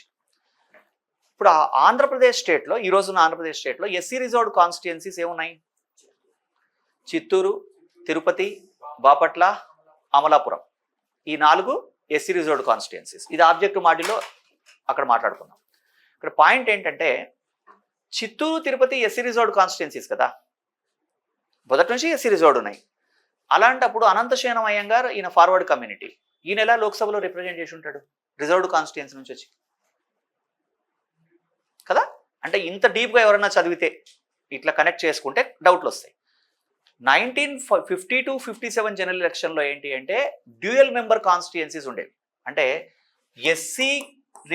ఎస్సీస్ అందరూ ఎస్సీస్ వాళ్ళ రిప్రజెంటేటివ్ను పంపడం ఒకటి, అంటే ఒకే కాన్స్టిట్యుయెన్సీస్ నుంచి ఇద్దరు, ఒక జనరల్ పర్సన్, ఒక ఎస్సీ. జనరల్ కాన్స్టిట్యుయెన్సీ నుంచి అనంతశయనం అయ్యంగార్, ఎస్సీ రిజర్వ్ నుంచి ఇంకొకత. ఇలా 1952-57లో జరిగింది. 1962 జనరల్ ఎలక్షన్ తర్వాత ఏం చేశారు దీన్ని అంటే, డ్యూయల్ మెంబర్ కాన్స్టిట్యుయెన్సీస్ క్యాన్సిల్ చేసేసి ఈక్వాలిటీని స్ట్రెంథెన్ చేశారు. అంటే అందరూ ఎవరైనా సరే వాళ్ళ రిప్రజెంటేటివ్ని ఎలక్ట్ చేసుకోవచ్చు. ఆ తర్వాత మనకి ఇప్పుడు 84 ఎస్సీ రిజర్వ్డ్, 47 ఎస్సీ రిజర్వ్డ్ ఉన్నాయి, కానీ డ్యూయల్ మెంబర్ కాన్స్టిట్యుయెన్సీ లేదు. బెంగాల్లో అయితే 3 ఉండేవాళ్ళు, అంటే ఒక జనరల్ క్యాండిడేట్, ఒక ఎస్సీ, ఒక ఎస్టీ, ఒకే కాన్స్టిట్యుయెన్సీ నుంచి 3 ఎంపీలు. ఈ సిస్టమ్ తీసేశారు. నెక్స్ట్ ఒక పర్సన్ ఇప్పుడు ఎన్ని కాన్స్టిట్యుయెన్సీస్ నుంచి కంటెస్ట్ చేయొచ్చు, 2 కాన్స్టిట్యుయెన్సీస్ నుంచి మ్యాక్సిమం. మరి జార్జ్ ఫెర్నాండిస్ లాంటి వాళ్ళు, అటల్ బిహారీ వాజ్పేయి 3 కాన్స్టిట్యుయెన్సీస్ నుంచి కంటెస్ట్ చేస్తాడు, ఇవన్నీ చదివారు కదా. అంటే 1997 నుంచి ఇది మార్చారు. అంతకుముందు ఎన్ని కాన్స్టిట్యుయెన్సీస్ నుంచి అయినా కంటెస్ట్ చేసే ఛాన్స్ ఉంటే దాన్ని తీసేశారు. రిఫార్మా కదా, ఇవన్నీ సంస్కరణలే కదా. ఇప్పుడు రాహుల్ గాంధీ డిస్క్వాలిఫై అవ్వడం చూసారా మీరు 17th లోక్సభలో? రాహుల్ గాంధీ ఎందుకు డిస్క్వాలిఫై అయ్యాడు? రాహుల్ గాంధీ డిస్క్వాలిఫై అవ్వడానికి రీజన్ ఏంటి అప్పుడు? ఇప్పుడు మనకి కర్ణాటకలో ఇప్పుడేమో సిద్ధరామయ్య ఉన్నాడు కదా సీఎం. అంతకుముందు ఎలక్షన్ క్యాంపెయిన్లో కర్ణాటకలో రాహుల్ గాంధీ క్యాంపెయిన్కి వెళ్ళి ఒక స్టేట్మెంట్ ఇచ్చాడు. ఎలక్షన్ క్యాంపెయిన్లో ఏమన్నాడంటే, నీరవ్ మోడీ ఇట్లా ఒక్కొక్కళ్ళ పేర్లు చెప్పి పూరా అందరి పేరు చెప్పాక చివరికి నరేంద్ర మోడీని కూడా యాడ్ చేసి పూరా చోరంకే నామకే పైలే మోడీ రైతా హై క్యా అన్నాడు. దొంగలంటే ఇంటి ముందు మోడీ అనే పేరు ఉంటుందా అంటే, గుజరాత్ ఎమ్మెల్యే ఒక ఆయన పూర్ణేష్ మోడీ అని చెప్పేసి దాన్ని గుజరాత్లో ఛాలెంజ్ చేశాడు. ఏమని అంటే, మోడీ అనే కమ్యూనిటీని ఇన్సల్ట్ చేశాడు. నరేంద్ర మోడీ కాదు, పూర్ణేష్ మోడీ. గుజరాత్లో ఈ కేసు ఫైల్ అయింది. కర్ణాటక ఎలక్షన్లో క్యాంపెయిన్ చేస్తున్నప్పుడు రాహుల్ గాంధీ స్టేట్మెంట్ ఇస్తే కేసు ఎక్కడ ఫైల్ అయింది? గుజరాత్లో ఫైల్ అయింది. అప్పుడు రాహుల్ గాంధీ ఎక్కడి నుంచి రిప్రజెంట్ చేస్తున్నాడు? వాయనాడు, కేరళ నుంచి. కేరళలో వాయనాడు కాన్స్టిట్యుయెన్సీ. ఆ Gujarat district court 2 years imprisonment వేసింది. ఎవరికి? రాహుల్ గాంధీ. తర్వాత అది హైకోర్టులో ఛాలెంజ్ అయింది. అక్కడ కూడా 2 years ఇంప్రిజన్మెంట్ అప్రూవ్ చేస్తే, 2 years ఇంప్రిజన్మెంట్ పడితే, 2 సంవత్సరాలు జైలు శిక్ష అనుభవిస్తే కాదు, 2 సంవత్సరాలు జైలు శిక్ష పడితే డిస్క్వాలిఫై అని చెప్పేసి 1951 పబ్లిక్ రిప్రజెంటేటివ్ యాక్ట్ని అమెండ్ చేశారు. అమెండ్ చేయడం వల్ల ఏమైంది? డిస్క్వాలిఫై అయ్యాడు. మళ్ళీ సుప్రీంకోర్టుకి వెళ్ళాడు, మళ్ళీ సారీ చెప్పాడు, ఆ తర్వాత ఓకే అన్నారు. అది వేరే విషయం. అంటే ఇక్కడ 2 కాన్స్టిట్యుయెన్సీస్ తీసేశారు. ఇది ఒక ఎలక్షన్ రిఫార్మే. అలాగే 2 years కన్నా ఎక్కువ ఇంప్రిజన్మెంట్ ఇంపోజ్ చేస్తే, అనుభవిస్తే కాదు, మరి ఇంపోజ్ చేసినా కూడా ఎలక్షన్లో కంటెస్ట్ చేయడానికి ఛాన్స్ లేకుండా చేశారు. అలాగే 1967 నుంచి ఎలక్షన్ కోడ్ ఒకటి వచ్చింది. ఇప్పుడైతే మొదట్లో 21 days ఉండే ఎలక్షన్ క్యాంపెయిన్ ఇప్పుడు 14 daysకి తగ్గించారు. ఇలా మొత్తం జీవన్ రెడ్డి కమిషన్ ఏమో ఉమెన్ రిజర్వేషన్ సపోర్ట్ చేసింది. తర్వాత వెంకటాచలయ్య కమిషన్ ఏమో గవర్నమెంటే ఎక్స్పెండిచర్ని భరించాలని చెప్తోంది. లా కమిషన్ ఏమో ఎలక్షన్ రిఫార్మ్స్ని ప్రాపర్గా ఇంప్లిమెంట్ చేయడం కోసం కాన్స్టిట్యూషనల్ చేంజెస్ ప్రపోజ్ చేసింది. తర్వాత ఇట్లా ఎవరెవరు ఏం చెప్పారు మొత్తం ఓ లిస్ట్ రాసేసి, ఇవి ఎలక్షన్ రిఫార్మ్స్ని స్ట్రెంథెన్ చేసి చాలా చేంజెస్ వచ్చాయని రాయాలి. సో అది ఇంకో టాపిక్ అయిపోతుంది మళ్ళీ. కాబట్టి ఇక్కడ ఏం చేంజెస్ చేశారంటే ఇవన్నీ చేంజెస్ చేసుకుంటూ వచ్చారు కదా. ఇప్పుడు మీరు అబ్జర్వ్ చేయండి, 2 సంవత్సరాల కన్నా ఎక్కువ కాలం జైలు శిక్ష పడితే ఒక పర్సన్ ఎలక్షన్లో కంటెస్ట్ చేయొద్దు కదా. పడితేనా అనుభవిస్తేనా? అనుభవిస్తే కాదు, పడితేనే. ఇప్పుడు 18th లోక్సభలో ఎవరన్నా ఉన్నారా జైల్లో ఉండి పోటీ చేసిన వాళ్ళు? అలాంటి వాళ్ళు ఎవరన్నా ఉన్నారా? చూసారా పేపర్లో? 18th లోక్సభలో 18th లోక్సభలో జైలు నుంచి కంటెస్ట్ చేసిన పర్సన్స్ 2 ఉన్నారు. ఇంజనీర్ రషీద్ బారాముల్లా నుంచి ఇండిపెండెంట్గా గెలిచాడు. ఇంకా అమృత్పాల్ సింగ్ అంటే ఇందిరాగాంధీని మర్డర్ చేసిన వాళ్ళ కొడుకు, ఆ క్రిమినల్స్లో ఉన్న ఆయన కొడుకు. చాలా మెజార్టీతో ఇండిపెండెంట్గా గెలిచారు. మరి వాళ్ళు 4 ఏళ్ల నుంచి జైల్లో ఉన్నారు కదా. ఒకడేమో అస్సాంలోని దిబ్రూగఢ్ జైల్లో ఉన్నాడు, ఇంకోటి కాశ్మీర్ జైల్లో ఉన్నాడు. వీళ్ళు ఎట్లా గెలిచారు అసలు? అమృత్పాల్ సింగ్ తర్వాత ఇంజనీర్ రషీద్ జైల్లో ఉండి గెలిచిన వాళ్ళు. ఇవన్నీ కూడా ఒకదానికొకటి ఇంటర్లింక్ అండి. ఎలా గెలిచారంటే, మనకి పబ్లిక్ రిప్రజెంటేటివ్ యాక్ట్ అమెండ్ చేసినప్పుడు ఏం చేశారు, ఎవరైనా సరే ప్రివెంటివ్ డిటెన్షన్ యాక్ట్ ప్రకారం అరెస్ట్ అయ్యి జైల్లో ఉంటే దానికి ఎగ్జెంప్షన్ ఇచ్చారు. నిరోధక నిర్బంధ చట్టం అంటే ఊపా ఇలాంటివి. ఈ ప్రివెంటివ్ డిటెన్షన్ యాక్ట్ ప్రకారం అరెస్ట్ అయినందుకు ఎగ్జెంప్షన్ ఇవ్వడం జరిగింది కాబట్టి వీళ్ళు ఉన్నారు. సో ఇక్కడ మీరు 10 పాయింట్లు రాయడానికి ఎలక్షన్ రిఫార్మ్స్ ఒకసారి మనం రివ్యూ చేసుకుందాం, ఎందుకంటే క్లమ్జీ అవుతుంది. కాబట్టి ఈ టాపిక్ ఇక్కడ కట్ చేయండి. క్వశ్చన్ అడగదలుచుకుంటే డెమోక్రసీ ఫెయిల్యూరా సక్సెసా, ఎలక్షన్ రిఫార్మ్స్ ఏం చేశారు, ఇదొక aspect. Next sovereign, socialist, democratic. తర్వాత నెక్స్ట్ వర్డ్ ఏంటి? అసలు రిపబ్లిక్ అంటే మీనింగ్ ఏంటి? గణతంత్ర అంటే head of the constitution elected by the people. రాజ్యాంగాధినేత ప్రజల చేత ఎన్నుకోబడడం. పాలిటీలో మాట వరుసకు మాట్లాడుకోవడం ఉండవు, గమనించండి. ఏదైనా exact head of the constitution elected by the people. Head of the constitution elected by the people అంటే ఇండియాలో ప్రెసిడెంట్ ఎలెక్ట్ అవుతున్నాడా? మీరు నేను ఎప్పుడైనా మనం ద్రౌపది ముర్ముకు ఓటేసామా? మరి ఇండియా రిపబ్లిక్ ఎలా అవుతుంది? ఇక్కడ head of the constitution elected by the people అన్నారు కానీ డైరెక్ట్ ఇండైరెక్ట్ అని చెప్పలేదు. ఎలక్టోరల్ కాలేజ్ ఎలెక్ట్ చేస్తుంది కాబట్టి మనం ఎన్నుకున్నట్టే ఇండైరెక్ట్గా కదా. రిపబ్లిక్ సంబంధించి head of the constitution elected by the people అంటే దాని మీనింగ్ ఏంటి అంటే, head of the constitution didn't came into the power through the hereditary manner. రాజ్యాంగాధినేత వంశపారంపర్యంగా రాకుండా ఉండడం అంటే వాడి తర్వాత వాడి కొడుకు అలా కాకుండా ఎలెక్ట్ అవ్వడం. సో ఇది రిపబ్లిక్. రిపబ్లిక్ ఇంకేమన్నా మీనింగ్ ఉందా? Head of the constitution elected by the people కాకుండా ఇంకేమన్నా చెప్పొచ్చా ఇండియన్ రిపబ్లిక్లో? ఏమన్నారు? రిప్రజెంటేటివ్ గవర్నమెంట్ అంటే అది డెమోక్రసీలో ఉంటుంది. మరి రిపబ్లిక్లో all the people are equally access to government offices. దేశంలో ఉన్న ప్రతి పౌరుడు ప్రతి ప్రభుత్వ పదవికి లేదా ఉద్యోగానికి సమానంగా అర్హుడు కదా. ఎవరైనా ప్రెసిడెంట్ ఆఫ్ ఇండియా కావచ్చు కదా. ఇది కూడా రిపబ్లిక్లో భాగమే. సో రిపబ్లిక్ అంటే ఇది. సో ఇక్కడ డెమోక్రటిక్ రిపబ్లిక్ అని చూసాం కదా. గుర్తుపెట్టుకోండి, ఇండియాతో కంపారిజన్ చేస్తే బ్రిటన్తో అన్న కంపేర్ చేస్తారు, అమెరికాతో కంపేర్ చేస్తారు. ఎందుకు యుఎస్ఏతో మనకి బ్రిటన్తో కంపేర్ చేస్తారంటే, మనం బ్రిటన్ నుంచి స్వాతంత్రం పొందాం. మనం ఇండియానేమో బిగ్గెస్ట్ డెమోక్రటిక్ నేషన్ అయితే మోస్ట్ స్ట్రాంగెస్ట్ డెమోక్రటిక్ నేషన్ ఏది కదా, అమెరికా. సో ఇప్పుడు కంట్రీ డెమోక్రటిక్ రిపబ్లిక్.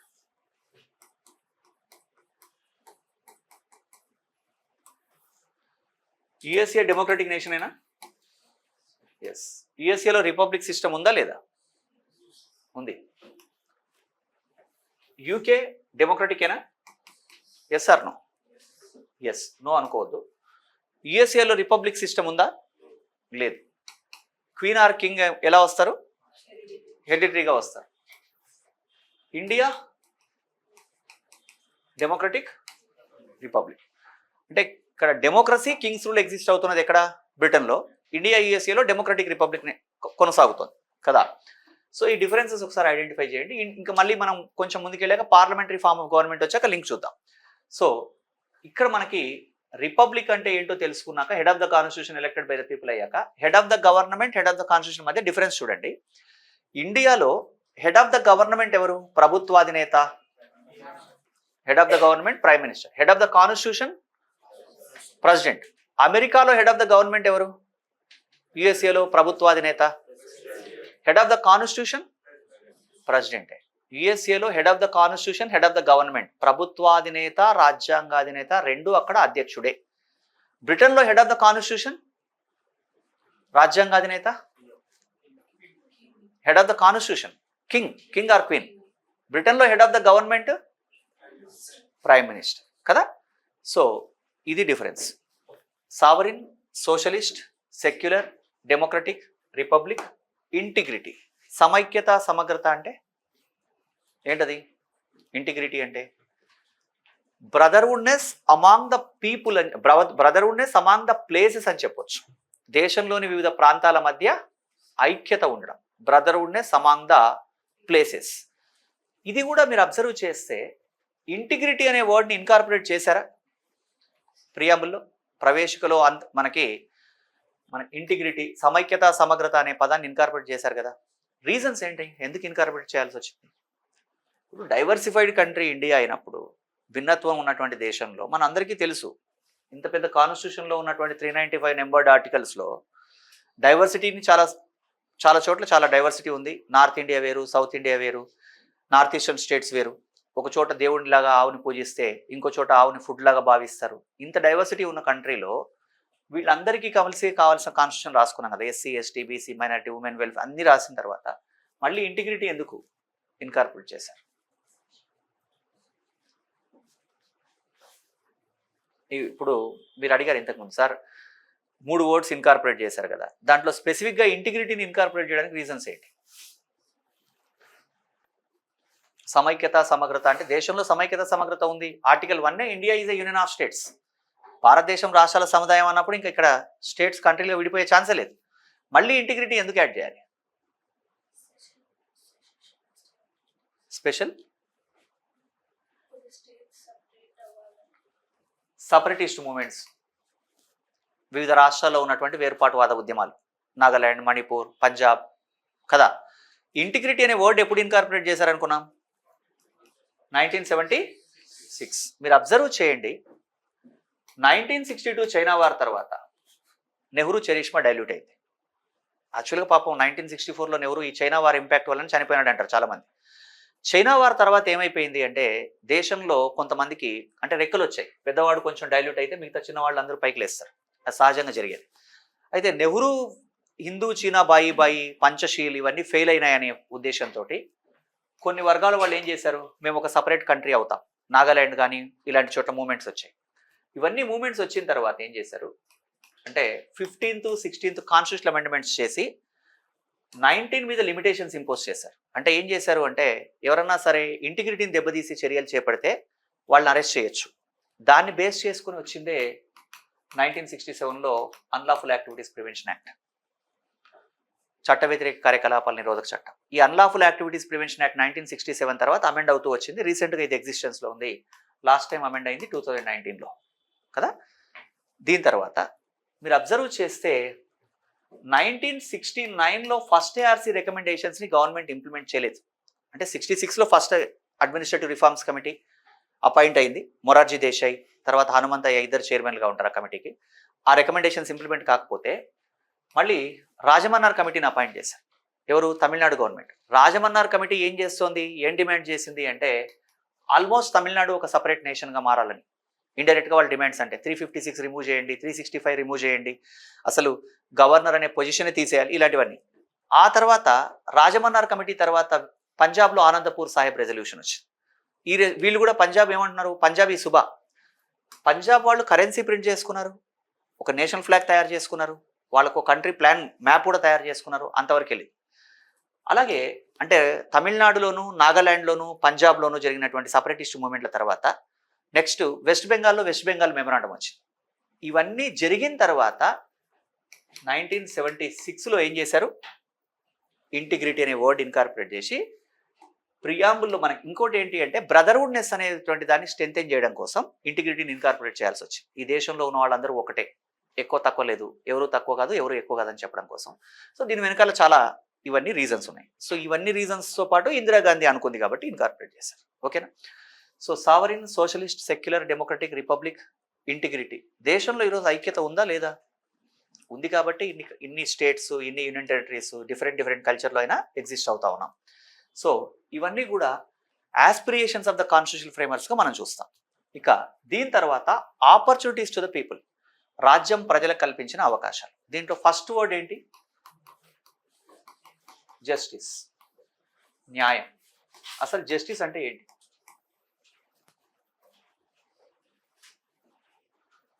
కాన్స్టిట్యూషన్గా కాకుండా జనరల్ మీనింగ్ చెప్పండి. What is justice? న్యాయం అంటే ఏంటి?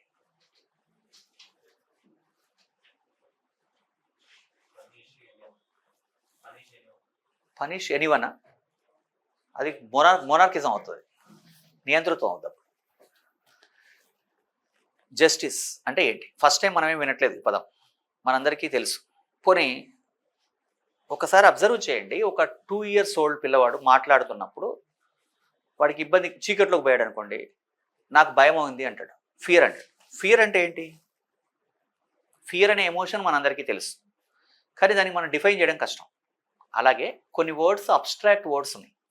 ఈ అబ్స్ట్రాక్ట్ వర్డ్స్కి న్యాచురల్ లా ప్రకారం అందరికీ అర్థమవుతుంది అది, కానీ దానికి డెఫినేషన్ చెప్పడం కష్టం. జస్టిస్ అంటే ఏంటి? జనరల్ మీనింగ్ ఏంటి అంటే provide right thing to the right person. ఎవరికి ఇవ్వాల్సింది వాళ్ళకి ఇవ్వడం న్యాయం, అది జస్టిస్. ఇప్పుడు ఇంకో క్వశ్చన్ మార్క్, అసలు ఎవరికి ఏమి ఇవ్వాలి? Provide right thing to the right person అంటే జస్టిస్ అన్నాం కదా. ఇప్పుడు ఫర్ ఎగ్జాంపుల్ మీరు ఇక్కడ నుంచి వెళ్ళిపోతున్నారు, నేను ఇక్కడ నిలబడ్డాను, ఇప్పుడు నేను మీకు ఏమి ఇవ్వాలి? తప్పకుండా దారి ఇవ్వాలి, అది న్యాయం. అంటే ఆ సిచ్యువేషన్ బట్టి జస్టిస్ ఉంటుంది కదా. Justice means provide right thing to the right person. ఇలా కాన్స్టిట్యూషన్లో అబ్స్ట్రాక్ట్గా రాస్తే అది అర్థం కాదు. కాబట్టి ఏమన్నారు? Justice means equality. న్యాయం అంటే సమానత్వం అనుకోండి. జస్టిస్ మళ్ళీ ఈక్వాలిటీ ఇంకో వర్డ్ ఉంది, అది మళ్ళీ చూద్దాం. జస్టిస్ మీన్స్ ఏమంట? ఈక్వాలిటీ. ఈ ఈక్వాలిటీ ఎలా? Social, economical, political. Social, economical, political equality. సామాజిక, ఆర్థిక, రాజకీయ న్యాయం కదా. ఇక్కడ ఒక చిన్న క్లారిటీ ఏంటంటే మనం ఫీల్ అయ్యే justice, as a human being మనం ఫీల్ అయ్యే జస్టిస్ వేరు, యాజ్ పర్ కాన్స్టిట్యూషన్ జస్టిస్ వేరండి. ఎలా అంటే ఇప్పుడు ఫర్ ఎగ్జాంపుల్ కేస్ స్టడీని మీరు అబ్జర్వ్ చేయండి. XY అనే ఇద్దరు పర్సన్స్ ఉన్నారు. X అనే పర్సన్ Yకి ఒక 10 lakhs అప్పిచ్చాడు అనుకుందాం.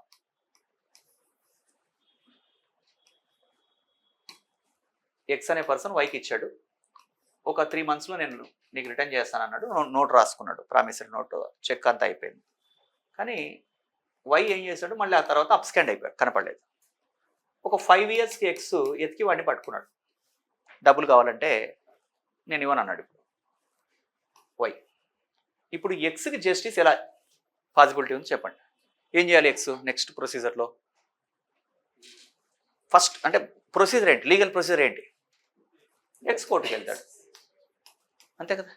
ఎందుకు? ఎవిడెన్స్ ఉందిగా, తీసుకున్నాడు, చెక్ ఉంది, ప్రామిసరీ నోట్ ఉంది, ఇంట్రెస్ట్గా తీసుకున్నాడు. కోర్టుకి వెళ్తే ఎక్స్కి ఏం జరగాలి అక్కడ? జస్టిస్. ఎక్స్ కోర్టుకి వెళ్ళినప్పుడు ఎక్స్ ఒక లాయర్ని అపాయింట్ చేసుకుంటే వై కూడా ఒక లాయర్ని అపాయింట్ చేసుకుంటాడు కదా. ఎక్స్ అపాయింట్ చేసుకున్న వ్యక్తి ఒక లాయరు, వై ఒక లాయర్ని అపాయింట్ చేస్తారు. వై లాయర్ ఆర్గ్యుమెంట్స్ ఎలా ఉంటాయి మీరు ఇప్పుడు అబ్జర్వ్ చేయండి.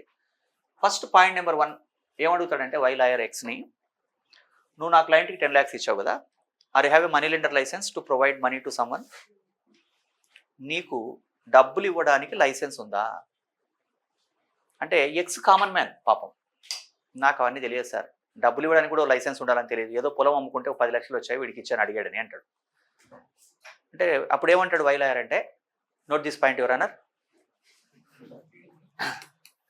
Without money lender licence is doing a business. Number 2, ఎంత ఇంట్రెస్ట్కి ఇచ్చావు? చాలా రీజనబుల్ ఇంట్రెస్ట్ అంటే ఏంటి మార్కెట్లో, వ్యక్తుల మధ్య, బ్యాంకుల మధ్య కాదు, 2 rupees. 2 rupees అంటే 2% అంటాం మనం, కానీ అది 24%. నువ్వేమన్నా క్రెడిట్ కార్డా 24% ఇవ్వడానికి? అసలు లైసెన్సే లేదు నీకు. లక్షల కోట్ల వ్యాపారం చేసే బ్యాంకే ఇయర్కి 24% ఇస్తే నువ్వు మంత్లీ ఇంత పర్సెంటేజ్ చేస్తావా? ఇది కూడా రాయమంటాడు. నెక్స్ట్ ఏమంటాడు, ప్రామిసరీ నోటా, నీ ప్రామిసరీ నోట్ 3 ఏళ్ల తర్వాత చెల్లదు కదా. 4వ పాయింట్, చెక్కులు తీసుకున్నావా, సంతకాలు పెట్టి బ్లాంక్ చెక్స్, అది ఇంకో పెద్ద క్రైమ్. ఎలా తీసుకోవాలని ప్రొసీజర్ ఉంటుంది, ఆ ప్రొసీజర్ వీడు ఎట్లా ఫాలో అవ్వడు. మొత్తం ఆర్గ్యుమెంట్ అయిపోయిన తర్వాత ఏమవుతుందంటే కేసు పూర్వాపరాలు పరిశీలించిన మీదట జడ్జి చెప్తాడు, కోర్టు సమయాన్ని వై అనే గౌరవమైన వ్యక్తి సమయాన్ని వృధా చేసినందుకు గాను ఎక్స్కు 1000 రూపాయలు ఫైన్ వేయడం జరిగింది. ఇది జస్టిసా కాదా మీరు చెప్పండి? న్యాయమే, అంతే, న్యాయమే.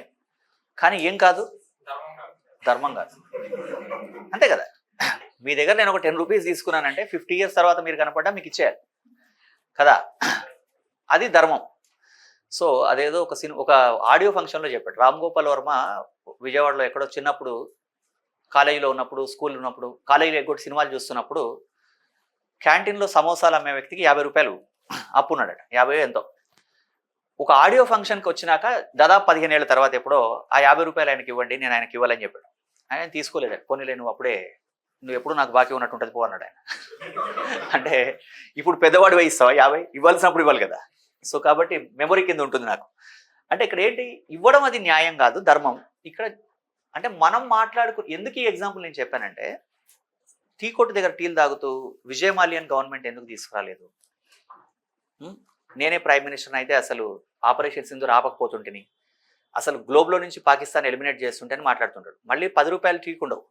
మొన్న ఎప్పుడో నేను ఒక వీడియో చూసాను సోషల్ మీడియాలో, ఎవరో పంపించారు, 2 ఫ్రెండ్స్ మాట్లాడుకుంటుంటారు, వాళ్ళ దగ్గర 3 చార్టెడ్ ఫ్లైట్స్ ఉన్నాయని, ఇంకేవో ఉన్నాయని మాట్లాడుకుంటుంటే, అరే నేనే అసలు నా దగ్గరనే 3 ఉన్నాయిరా, నీకు కావాలంటే ఒక చార్టెడ్ ఫ్లైట్ ఇస్తా అని చెప్తుంటాడు. కొంచెం దూరం నడుచుకుంటూ పోయాక, అరే ఛాయ్ తాగుదామా అని అడిగితే, అరే నా దగ్గర ఒకటే ఛాయ్కి పైసలు ఉన్నాయిరా అంటాడు. అంటే ఏం లేకపోయినా కూడా ఇట్లా మాట్లాడుకుంటుంటారు. గమనించండి, మనం కాన్స్టిట్యూషన్, ఇప్పుడు కేటీఆర్ ఒక మాట అన్నాడు, నరేంద్ర మోడీ దేశం అంతా తిరుగుతాడు కానీ తెలంగాణకు రాడా ఒకప్పుడు. ప్రైమ్ మినిస్టర్ అంటే మన పక్కింటోడు కాదు, నువ్వు పిలవంగానే రావడానికి. దానికి 100 రూల్స్ ఉంటాయి, తర్వాత మళ్ళీ సెక్యూరిటీ చెక్ ఉంటుంది, ముందు రావాలి, ఎన్నో రూల్స్ ఉంటాయి. జనాలు ఏమనుకుంటారంటే నిజమే కదా అనుకోవచ్చు కామన్ మ్యాన్, కానీ రూల్స్ చాలా డిఫరెంట్గా ఉంటాయి. సో మనం అనుకునే జస్టిస్ వేరండి, కాన్స్టిట్యూషన్లో ఉండే జస్టిస్ వేరు. ఇక మనకున్న జస్టిస్ ఏంటంటే social, economical, political justice. Social justice ఎక్కడుంటుంది అంటే డైరెక్టివ్ ప్రిన్సిపల్స్ ఆఫ్ స్టేట్ పాలసీలో సోషలిస్టిక్ ప్రిన్సిపల్స్లో ఉండేది సోషల్ జస్టిస్, అంటే రైట్ టు వర్క్ లాంటి. సోషల్ జస్టిస్ ఏంటి అంటే ఈక్వాలిటీ లాంటి. ఎకనామికల్ జస్టిస్ ఏమో రైట్ టు వర్క్ లాంటి. పొలిటికల్ జస్టిస్ ఏమో right to vote. Social justice ఉంటేనే ఎకనామికల్ జస్టిస్ ఉంటుంది. ఎకనామికల్ జస్టిస్, సోషల్ జస్టిస్ రెండు ఉన్నప్పుడు మాత్రమే పొలిటికల్ జస్టిస్ పాసిబిలిటీ అవుతుంది. ఈ రెండు లేకుండా పొలిటికల్ జస్టిస్ అసలు ఎగ్జిస్ట్ అవ్వదు. అంటే ఇప్పుడు ఫర్ ఎగ్జాంపుల్ మన దగ్గర డబ్బులు ఉంటే, బేసిక్ రిక్వైర్మెంట్స్ ఫుల్ఫిల్ చేసుకునే డబ్బు ఉంటే ఎలక్షన్లో కంటెస్ట్ చేయొచ్చు. ఈ రెండు లేకపోతే పొలిటికల్ జస్టిస్ సస్టైన్ అవ్వదు. ఇది న్యాయానికి సంబంధించి. ఈ వర్డ్స్ మీద క్వశ్చన్స్ ఏమి రావు, ఎందుకంటే వర్డ్సే కాబట్టి. వీటి ఇంకెక్కడన్నా మళ్ళీ జ్యుడిషియరీలో లింక్ చేస్తే చెప్పలేం. జస్టిస్ తర్వాత నెక్స్ట్ వర్డ్ ఏంటి? Justice, liberty. Liberty means there is no limitations on human behaviour. స్వేచ్ఛ అంటే వ్యక్తి ప్రవర్తనపై ఎలాంటి పరిమితులు లేకపోవడం. ఇది బాగానే ఉంటుందా ఇలాంటి liberty? There is no limitations on human behaviour. అప్పుడు సివిలైజేషన్ ఎండ్ అయిపోతుంది. అంటే నీ ఇష్టం వచ్చినట్టుగా నువ్వు బతకొచ్చు అంటే అసలు నాగరికత ఉండదు. కాబట్టి ఇండియన్ కాంటెక్స్ట్ ఆఫ్ లిబర్టీ వేరు. భారత రాజ్యాంగ నేపథ్యంలో స్వేచ్ఛ అంటే, ఇండియన్ కాంటెక్స్ట్ ఆఫ్ లిబర్టీ ఏంటి అంటే rational limitations on human behaviour. వ్యక్తి ప్రవర్తనపై హేతుబద్ధమైన పరిమితులు విధించడం. అంటే సింపుల్గా చెప్పాలంటే మనం సినిమాకి వెళ్ళినప్పుడు మన సీట్లో మనం కూర్చోవచ్చు, ఎలాగైనా కూర్చోవచ్చు, కానీ పక్కవాడి సీట్లో కాలు పెట్టదు, అంతవరకే. మనం లైన్ క్రాస్ చేస్తే గవర్నమెంట్ మన మీద లిమిటేషన్స్ పెడుతుంది. Rational limitations on human behaviour. ఈ లిబర్టీ మనకి స్వేచ్ఛ రెండు రకాలు. ఒకటి freedom of thought and expression, ఆలోచన భావ ప్రకటన స్వేచ్ఛ. రెండు freedom of faith and belief, నమ్మకం విశ్వాసం ఆరాధనలో స్వేచ్ఛ. Freedom of thought and expression మనకు 19(1)లో డీటెయిల్గా ఉంటుంది. ఇక్కడ బేసికల్గా ఏంటి ఇక్కడ మనం మాట్లాడుకోవాల్సింది, freedom of thought and expression అంటే ఎవరైనా తమ ఐడియాలజీని కమ్యూనికేట్ చేయొచ్చు. ప్రింట్ ఫామ్లో కావచ్చు, ఓరల్ ఫామ్లో కావచ్చు, త్రూ సోషల్ మీడియా. అదంతా కూడా ఏంటి freedom of thought and expression. ఆలోచన భావ ప్రకటన స్వేచ్ఛ. మనం ఫీల్ అయింది మనం కమ్యూనికేట్ చేసే రైట్ డిఫరెంట్ మీడియంస్ ద్వారా మనం కమ్యూనికేట్ చేయొచ్చు. ఇది ఫ్రీడమ్ ఆఫ్ థాట్ అండ్ ఎక్స్ప్రెషన్లో భాగం 19(1)లో ఉంటుంది. Freedom of faith and belief అంటే ఎవరికి ఇష్టమైన మతాన్ని వాళ్ళు ఫాలో అవ్వచ్చు, ఆ మత సూత్రాలు అనుసరించవచ్చు. అంటే రిలీజియస్ కావచ్చు, రిలీజియస్ ప్రాక్టీసెస్ కావచ్చు, చేసుకోవచ్చు. ఇక్కడ ఇండియాలో రిలీజియస్ చేంజ్ చేసుకోవచ్చా? చేసుకోవచ్చు. రిలీజియస్ చేంజ్ చేసుకుంటే ఒక పర్సన్కి అతనికి ఉన్న అడ్వాంటేజెస్ ఏమన్నా లాస్ అవుతాయా? ఇంకొక ఆస్పెక్ట్ చూద్దాం దీనికన్నా. రిలీజియస్ చేంజ్ చేసుకోవచ్చు, క్లియర్. క్యాస్ట్ చేంజ్ చేసుకోవచ్చా ఇండియాలో? క్యాస్ట్ ఏ ఆస్పెక్ట్లోనన్నా ఎవరికైనా క్యాస్ట్ చేంజ్ అయ్యే పాసిబిలిటీ ఉందా? లేదు. అంటే బై బర్త్ ఏ క్యాస్ట్ ఉంటే అదే క్యాస్ట్ ఉంటుంది కదా. ఒకవేళ కనుక ఉమెన్ మ్యారేజ్ చేసుకున్నట్లయితే క్యాస్ట్ చేంజ్ అవుతుందా? అంటే ఇప్పుడు ఒక lower caste women upper caste ఉమెన్ని మ్యారేజ్ చేసుకుంది, అలాంటప్పుడు ఆ ఉమెన్ క్యాస్ట్ చేంజ్ అవుతుందా లేదా? ప్యాట్రిమోనియల్ సొసైటీ ఇంపాక్ట్, పితృస్వామిక వ్యవస్థ ప్రభావంలో ఉన్నాం కదా, అవుతుందా అవదా? ఎందుకు అవదు? అవుతుందా? అవదు. గుర్తుపెట్టుకోండి, మ్యారేజ్ ద్వారా క్యాస్ట్ చేంజ్ అవ్వదు. మ్యారేజ్ అనేది అంటే క్యాస్ట్ అనేది బై బర్త్ వస్తుంది, ఇది చేంజ్ అవ్వదు. మరి అయినట్టుగా చూస్తున్నాం కదా, అది సోషల్ ఆస్పెక్ట్, కాన్స్టిట్యూషనల్ ఆస్పెక్ట్ కాదు. ఫర్ ఎగ్జాంపుల్ రీసెంట్గా మీరు చూశారు, తెలంగాణలో వరంగల్ అనే ఒక constituency reserved constituency. Warangal constituency నుంచి కడియం కావ్య అనే ఒక ఎంపీ ఒక ఆమె కంటెస్ట్ చేసింది, కడియం శ్రీహరి కూతురు. అయితే ఆమె ముస్లింని మ్యారేజ్ చేసుకుంది. కాబట్టి ఈమె ముస్లిం కదా అంటారు. మీరు ముస్లిం కదా అంటే ఆమె ఏమనింది, మీరు కాన్స్టిట్యూషన్ చదవాలి అని చెప్పి. ఎందుకు? క్యాస్ట్ బై బర్త్ వస్తుంది, అది చేంజ్ అవ్వదు కదా. ఇక్కడ మరి క్యాస్ట్ పారామీటర్స్ స్టేట్ని బట్టి డిఫరెన్స్ ఉంటే, అంటే ఇప్పుడు ఉదాహరణకి లంబాడా అనే ఒక కమ్యూనిటీ ఉంది. తెలంగాణ ఆంధ్రప్రదేశ్లో కమ్యూనిటీస్లో లంబాడా కమ్యూనిటీ ఏంటి? ఎస్టీ. మహారాష్ట్రలో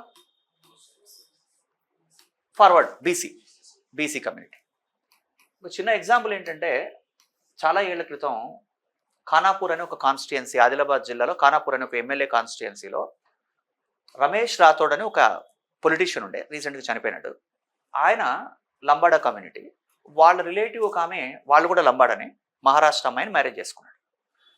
అయితే ఈ ఖానాపూర్ అనే కాన్స్టిట్యుయెన్సీలో ఆయన వైఫ్ని కంటెస్ట్ చేయించాడు. ఎందుకు? ఈయన లంబాడా, ఆమె కూడా లంబాడానే, రిలేటివ్సే. అయితే ఎలక్షన్ అయిపోయిన తర్వాత ఏమైంది, ఆమె గెలిచిన తర్వాత అపోనెంట్కి ఛాలెంజ్ చేశాడు. ఏమని అంటే, ఇతను ఎస్టీ, ఇతని వైఫ్ కూడా లంబాడానే, కానీ బై బర్త్ వస్తుంది కదా క్యాస్ట్, కాబట్టి వాళ్ళు మహారాష్ట్రలో బీసీలు, కాబట్టి ఈమె ఎలక్షన్ వ్యాలిడ్ కాదని. ఇది రేషనలేనా ఈ ఛాలెంజ్? ఇప్పుడు ఈయన లంబాడా, ఆమె కూడా లంబాడా కమ్యూనిటీయే, కానీ అక్కడ వాళ్ళు బీసీగా, ఇక్కడేమో ఎస్టీగా ఉన్నారు. అలాంటప్పుడు ఆమె ఎలక్షన్ వ్యాలిడ్ అవుతుందా లేదా? పబ్లిక్ రిప్రజెంటేటివ్ యాక్ట్ 1950 1951 ఏం చెప్తుందంటే, మనకి ఆర్టికల్ 84లో క్వాలిఫికేషన్స్, ఎలా ఉన్నాయో ఆర్టికల్ 84లోనేమో ఎంపీ క్వాలిఫికేషన్స్ ఉంటాయి, 173లో ఎమ్మెల్యే ఎమ్మెల్సీ క్వాలిఫికేషన్స్ ఉంటాయి. ఈ క్వాలిఫికేషన్స్తో పాటు పబ్లిక్ రిప్రజెంటేటివ్ యాక్ట్ 1951 అని ఒక రూల్ ఉంది. ఆ చట్టంలో ఏం చెప్తారంటే, if any person who is interested to contest for the reserved constituency the person must belongs to concern community. SC ఎస్టీలకు రిజర్వ్ చేయబడ్డ నియోజకవర్గాలకు పోటీ చేయాలంటే ఆ వ్యక్తి సంబంధిత సామాజిక వర్గానికి చెంది ఉండాలి అని ఒక పాయింట్ ఉంది. మరి ఈమె ఎస్టీ కాదు, ఈమె ఎలక్షన్ చెల్లుతుందా లేదా అంటే చెల్లదు. దీని మీద చాలా ఆర్గ్యుమెంట్ జరిగిన తర్వాత హైకోర్టు ఏం చెప్పిందంటే, ఈమె ఎలక్షన్ వ్యాలిడ్ కాదు, ఎందుకంటే ఈమె లంబాడా కానీ ఎస్టీ కాదు అని చెప్పింది. కానీ అప్పటికి ఆమె 5 years టర్మ్ అయిపోయింది. జడ్జిమెంట్ వచ్చేనాటికి 5 సంవత్సరాల కాల పరిమితి పూర్తయిపోయింది. ఆ తర్వాత జడ్జిమెంట్ వచ్చింది. సో గుర్తుపెట్టుకోండి, ఇండియాలో క్యాస్ట్ చేంజ్ అవ్వదు. అయితే ఇక్కడ ఒక చిన్న కాన్సెప్ట్ చెప్పాలి. మనం ముందు ఫండమెంటల్ రైట్స్ ఇవన్నీ మాట్లాడుకున్నాం. ఇవన్నీ ఒక రకంగా ప్రీ రిక్విసైట్స్ అనుకోండి, ఈ 2-3 క్లాస్. ఎలా అంటే, అసలు రిజర్వేషన్లకు బేస్ ఏంటి ఇండియాలో, పారామీటర్ ఏంటి? రిజర్వేషన్లకు బేసు ఎకనామికల్ బ్యాక్వర్డ్నెస్సా, లేకపోతే అంటే ఇక్కడ క్యాస్టా? ఎకనామికల్ బ్యాక్వర్డ్నెస్సా, క్యాస్టా? క్యాస్ట్. ఆర్టికల్ 14 ఏం చెప్తోంది? All are equal before law. ఈ ప్రియాంబుల్ సైలెంట్ ఫీచర్స్లోనే ఇవన్నీ కొంచెం మీకు రాసుకునే అంశాలు కావు, కానీ కనెక్టివిటీ అవసరం పడుతుంది. కొంచెం 1-2 క్లాసులు ఉంటాయి, గమనించండి. ఫస్ట్ థింగ్ ఏంటంటే, సుప్రీంకోర్టు డిఫరెంట్ జడ్జిమెంట్స్లో, ఈవెన్ మనకి వసంత కుమార్ కేసు అనే కేసు దగ్గర నుంచి మొదలుకొని చాలా కేసుల్లో సుప్రీంకోర్టు ఏం చెప్పిందంటే, ఫస్ట్ రిజర్వేషన్లకు బేస్ ఇండియాలో క్యాస్ట్ కాదు, రిజర్వేషన్లకు బేస్ ఫైనాన్షియల్ బ్యాక్వర్డ్నెస్ కాదు అంటది. మనం ఇప్పటి వరకు చదువుకున్నదంతా ఏంటి అంటే, చదువుకున్నదంటే మన అవగాహన ఏంటి జనరల్గా ఒక పర్సన్కి అంటే, రిజర్వేషన్లు క్యాస్ట్ బేస్డ్గా ఉంటాయనే. కానీ సుప్రీంకోర్టు కాన్స్టిట్యూషన్ తర్వాత దీంట్లో ఉన్నటువంటి చాలా వ్యాస్ట్ స్కోప్డ్ వర్డ్స్ కాబట్టి సుప్రీంకోర్టు ఏమంటుంది, ఆర్టికల్ 14లో all are equal before law అంటున్నాం, చట్టం ముందు అందరూ సమానమే అంటున్నాం. 15లో మనం కుల, మత, జాతి, జన్మస్థాన, లింగ కదా, క్యాస్ట్, రిలీజియన్, రేస్, జెండర్, ఈ డిస్క్రిమినేషన్స్ అలో చేయట్లేదండి. అసలు ఇలాంటి డిస్క్రిమినేషన్ షో చేయొద్దు అంటున్నారు.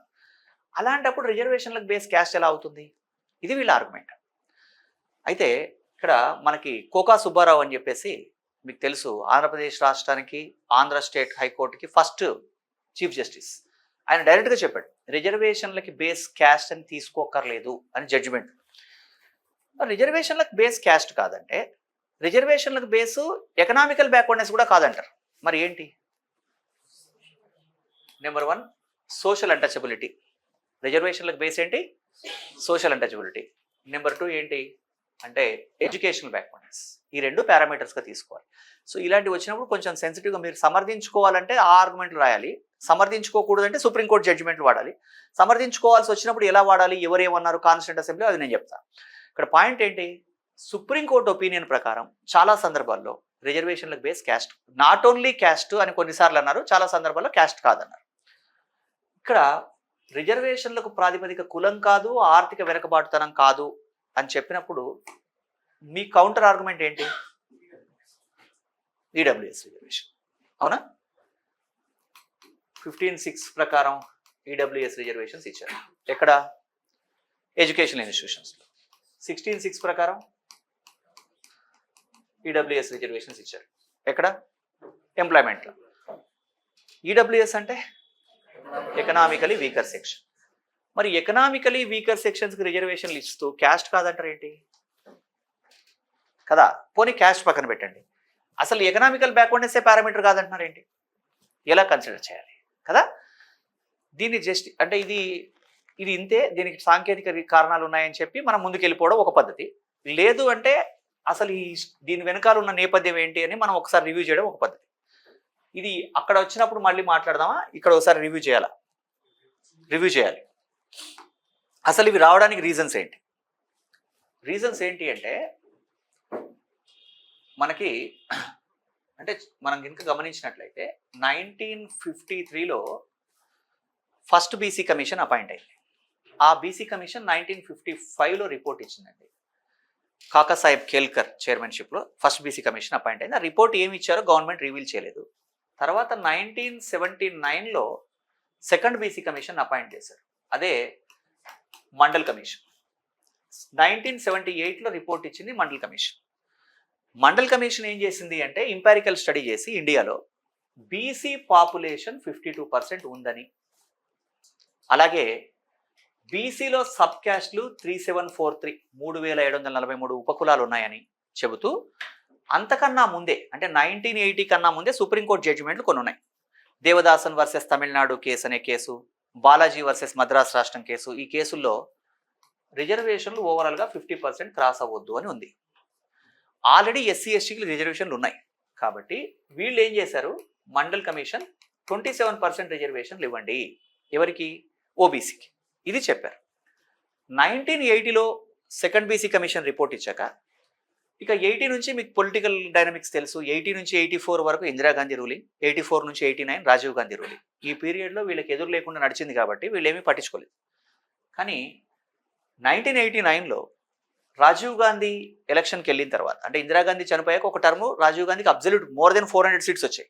తర్వాత ఎలక్షన్లో కాంగ్రెస్ బీజేపీ ఎవరికి మెజార్టీ రాలేదు. అప్పుడు ఆ ఎలక్షన్లో విపి సింగ్కి అవకాశం వచ్చింది, third front, non Congress non BJP. Congress బీజేపీకి ఎవరికి అవకాశం రాలేదు. కానీ 84 ఎలక్షన్లో 2 సీట్లు ఉన్న బీజేపీ 89 నాటికి 100 దాకా వచ్చింది. తర్వాత ఈ టైంలో విపి సింగ్ అనే వ్యక్తి గవర్నమెంట్ ఫామ్ చేశాడు. విపి సింగ్ ఎలా గవర్నమెంట్ ఫామ్ చేస్తాడు సార్, అసలు సపోర్టే లేకుండా? అంటే అప్పుడు బీజేపీ సపోర్ట్ చేసింది విపి సింగ్ని. విపి సింగ్ బీజేపీ సపోర్ట్తో గవర్నమెంట్ ఫామ్ చేశాక విపి సింగ్ ఏం చేశాడు, తన ఎగ్జిస్టెన్స్ కాపాడుకోవాలి కాబట్టి నెక్స్ట్ మళ్ళీ ఎలక్షన్లో వెళ్ళాలి. ఇప్పుడు కాంగ్రెస్ని రిజెక్ట్ చేశారు, బీజేపీకి ఏమో అబ్జల్యూట్ ఇవ్వలేదు కాబట్టి ఒక థర్డ్ ఆల్టర్నేటివ్ ఇండియా ఎక్స్పెక్ట్ చేస్తుందని ఫీల్ అయ్యి ఏం చేస్తే జనాల అటెన్షన్ని గ్రాప్ చేయొచ్చు అనేది ఆయన పొలిటికల్ స్ట్రాటజీ. అదే టైంలో 100 సీట్స్ వచ్చిన ఉత్సాహంలో ఉన్న బీజేపీ నెక్స్ట్ గవర్నమెంట్ మనమే ఫామ్ చేయాలనే థాట్ ప్రాసెస్లో ఏం చేశారు, అప్పుడు ఎల్కే అద్వానీ గుజరాత్ నుంచి రామ్ రథయాత్ర స్టార్ట్ చేశాడు.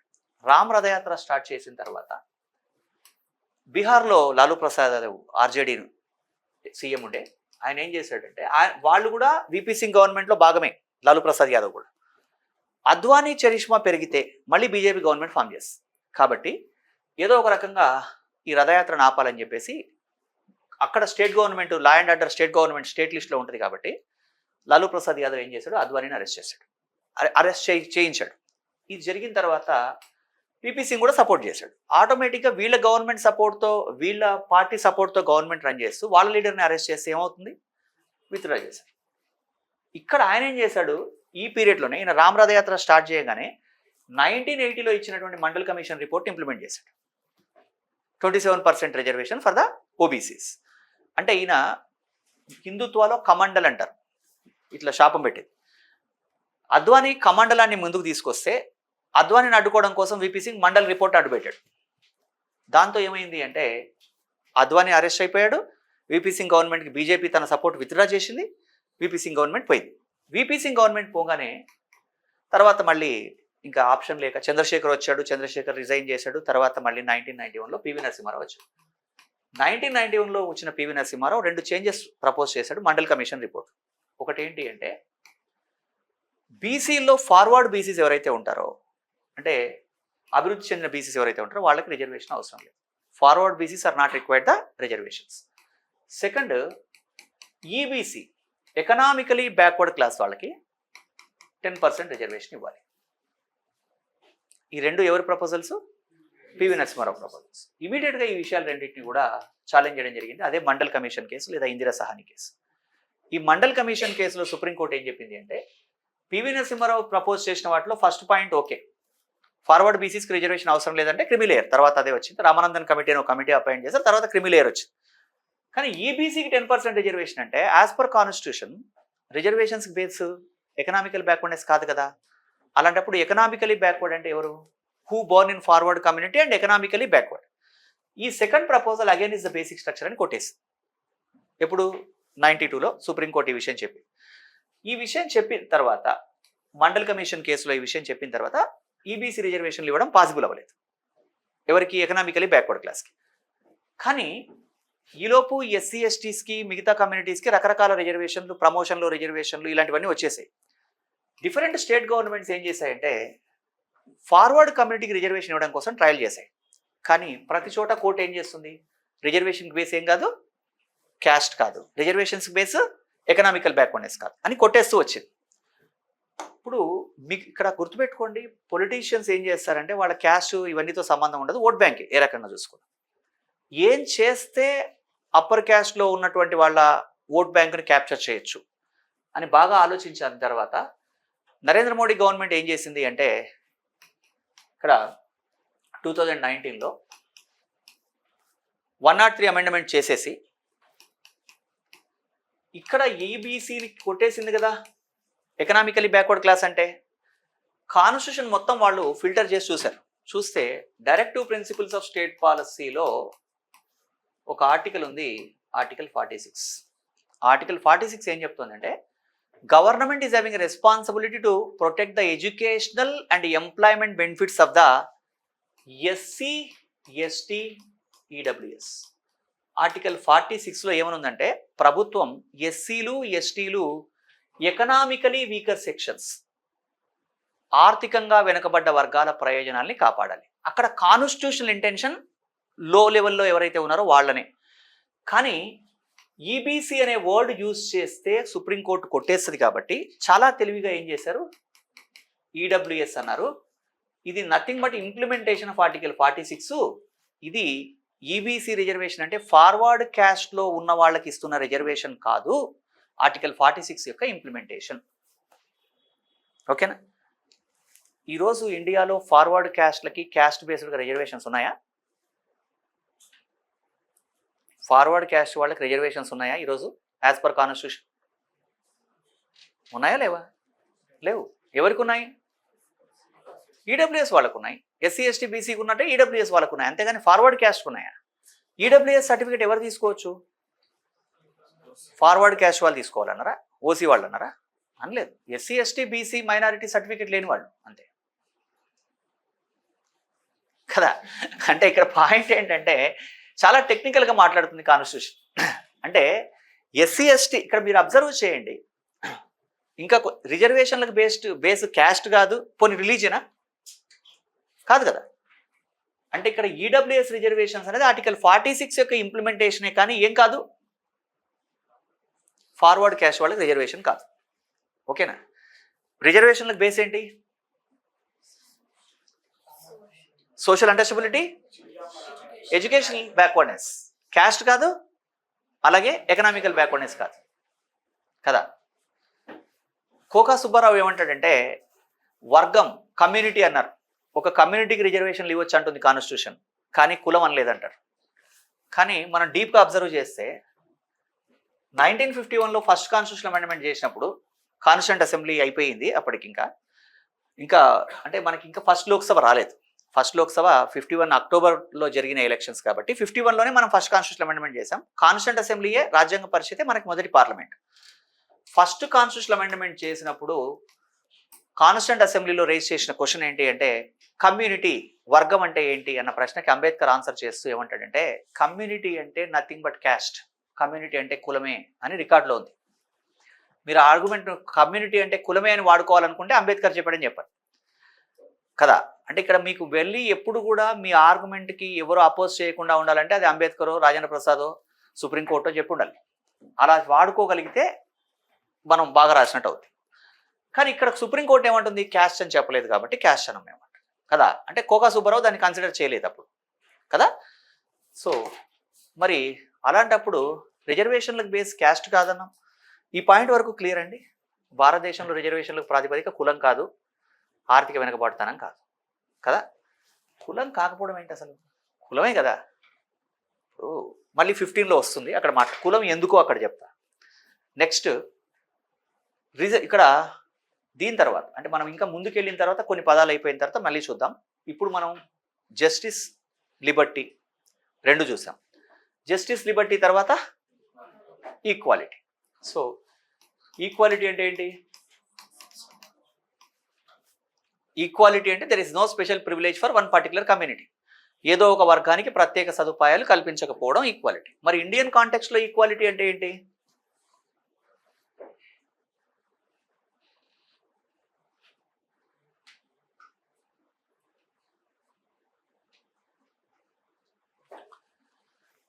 ఓకే, సో ఇక్కడ కొన్ని పాయింట్లు ఉన్నాయి. అంటే సార్ ఎస్సీ కమ్యూనిటీలో, ఇప్పుడు ఫర్ ఎగ్జాంపుల్ ఎస్సీ కమ్యూనిటీలో ఉన్న వాళ్ళు క్రిస్టియానిటీని అడాప్ట్ చేసుకుంటే వాళ్ళు ఎస్సీ రిజర్వేషన్ పొందొచ్చా లేదా? లేదు. ఏమొస్తుంది వాళ్ళకి క్యాస్ట్ సర్టిఫికేట్లో?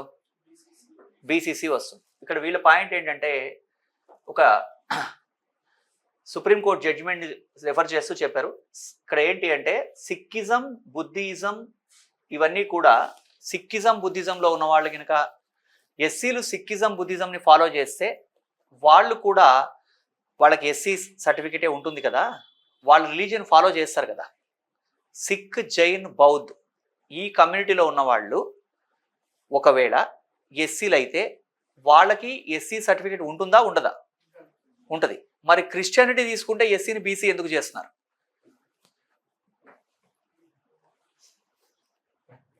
ఇది చాలా కాంప్లికేటెడ్ ఇష్యూస్ అండి ఇవన్నీ. ఒకదానికోటి చాలా లింకులు ఉంటాయి. ఇప్పుడు మీకు క్లారిటీ ఉంది కదా ఏమండి? ఎస్సీని రీసెంట్గా ఆంధ్రప్రదేశ్ హైకోర్టు చింతా ఆనంద్ అని, కానీ తను ఎస్సీ అనే కదా క్లెయిమ్ చేస్తున్నాడు. ఎస్సీ అని క్లెయిమ్ చేస్తూ అన్టచబిలిటీ ఉంది అనే అన్టచబిలిటీ కేసు పెట్టాడు కదా. ఇప్పుడు ఆంధ్రప్రదేశ్ రాష్ట్రంలో ఎస్సీలు ఎవరైతే ఉన్నారో వాళ్ళు కనుక క్రిస్టియానిటీని అడాప్ట్ చేసుకున్నట్లయితే వాళ్ళకి బీసీసీ సర్టిఫికేట్ ఇస్తుందా లేదా స్టేట్ గవర్నమెంట్? అంటే మనం అప్లై చేయట్లేదంటే మనం మన రిలీజియన్ని రివీల్ చేయట్లేదని, దానికి ఎవరు ఏం చేయలేరు కదా. అంటే ఇప్పుడు ఏంటి, చాలామంది ఏం చేస్తారు, క్రిస్టియానిటీని అడాప్ట్ చేస్తారు, వాళ్ళు ఎస్సీగా ఉండిపోతారు. అంటే ఒకవేళ కనుక ఒక పర్సన్ క్రిస్టియానిటీని అడాప్ట్ చేసుకుని చర్చ్కి వెళ్తూ అదంతా రిలీజియస్ ఫాలో చేస్తూ అతను నేను ఎస్సీనే అని కనుక గవర్నమెంట్ ఉద్యోగం పొందినట్లయితే అపోనెంట్ ఎవరైనా వేరే వాళ్ళు తక్కువ మార్కులు వచ్చిన వాళ్ళు క్లెయిమ్ చేస్తే వీళ్ళ ఉద్యోగం పోయే ఛాన్స్ ఉందా లేదా? ఇప్పుడు మీరు ఆంధ్రప్రదేశ్లోనే తీసుకోండి, లెజిస్లేటివ్ కౌన్సిల్ చైర్మన్ ఆయన నేను ఎస్సీనే అని డిక్లేర్ చేసుకున్నాడా లేదా? మరి ఆయన ఎస్సీయా? కాదు. ఎందుకు అట్లా డిక్లేర్ చేసుకుంటున్నాడు? మరి రిజర్వ్డ్ కాన్స్టిట్యుయెన్సీ నుంచి వచ్చాడు, పోతుంది పదవి. కాబట్టి రిలీజియస్ ఫ్రీడమ్ ఉంది. అంటే సార్ నేను రిలీజియన్ని దాచుకుంటానంటే ఎలా? దాచుకుంటే అది ఎవరేమో అడగలేదు. ఇప్పుడు కామన్ మ్యాన్ నువ్వు ఎస్సీఆ బీసీఆర్ ఎవరు అడగరు.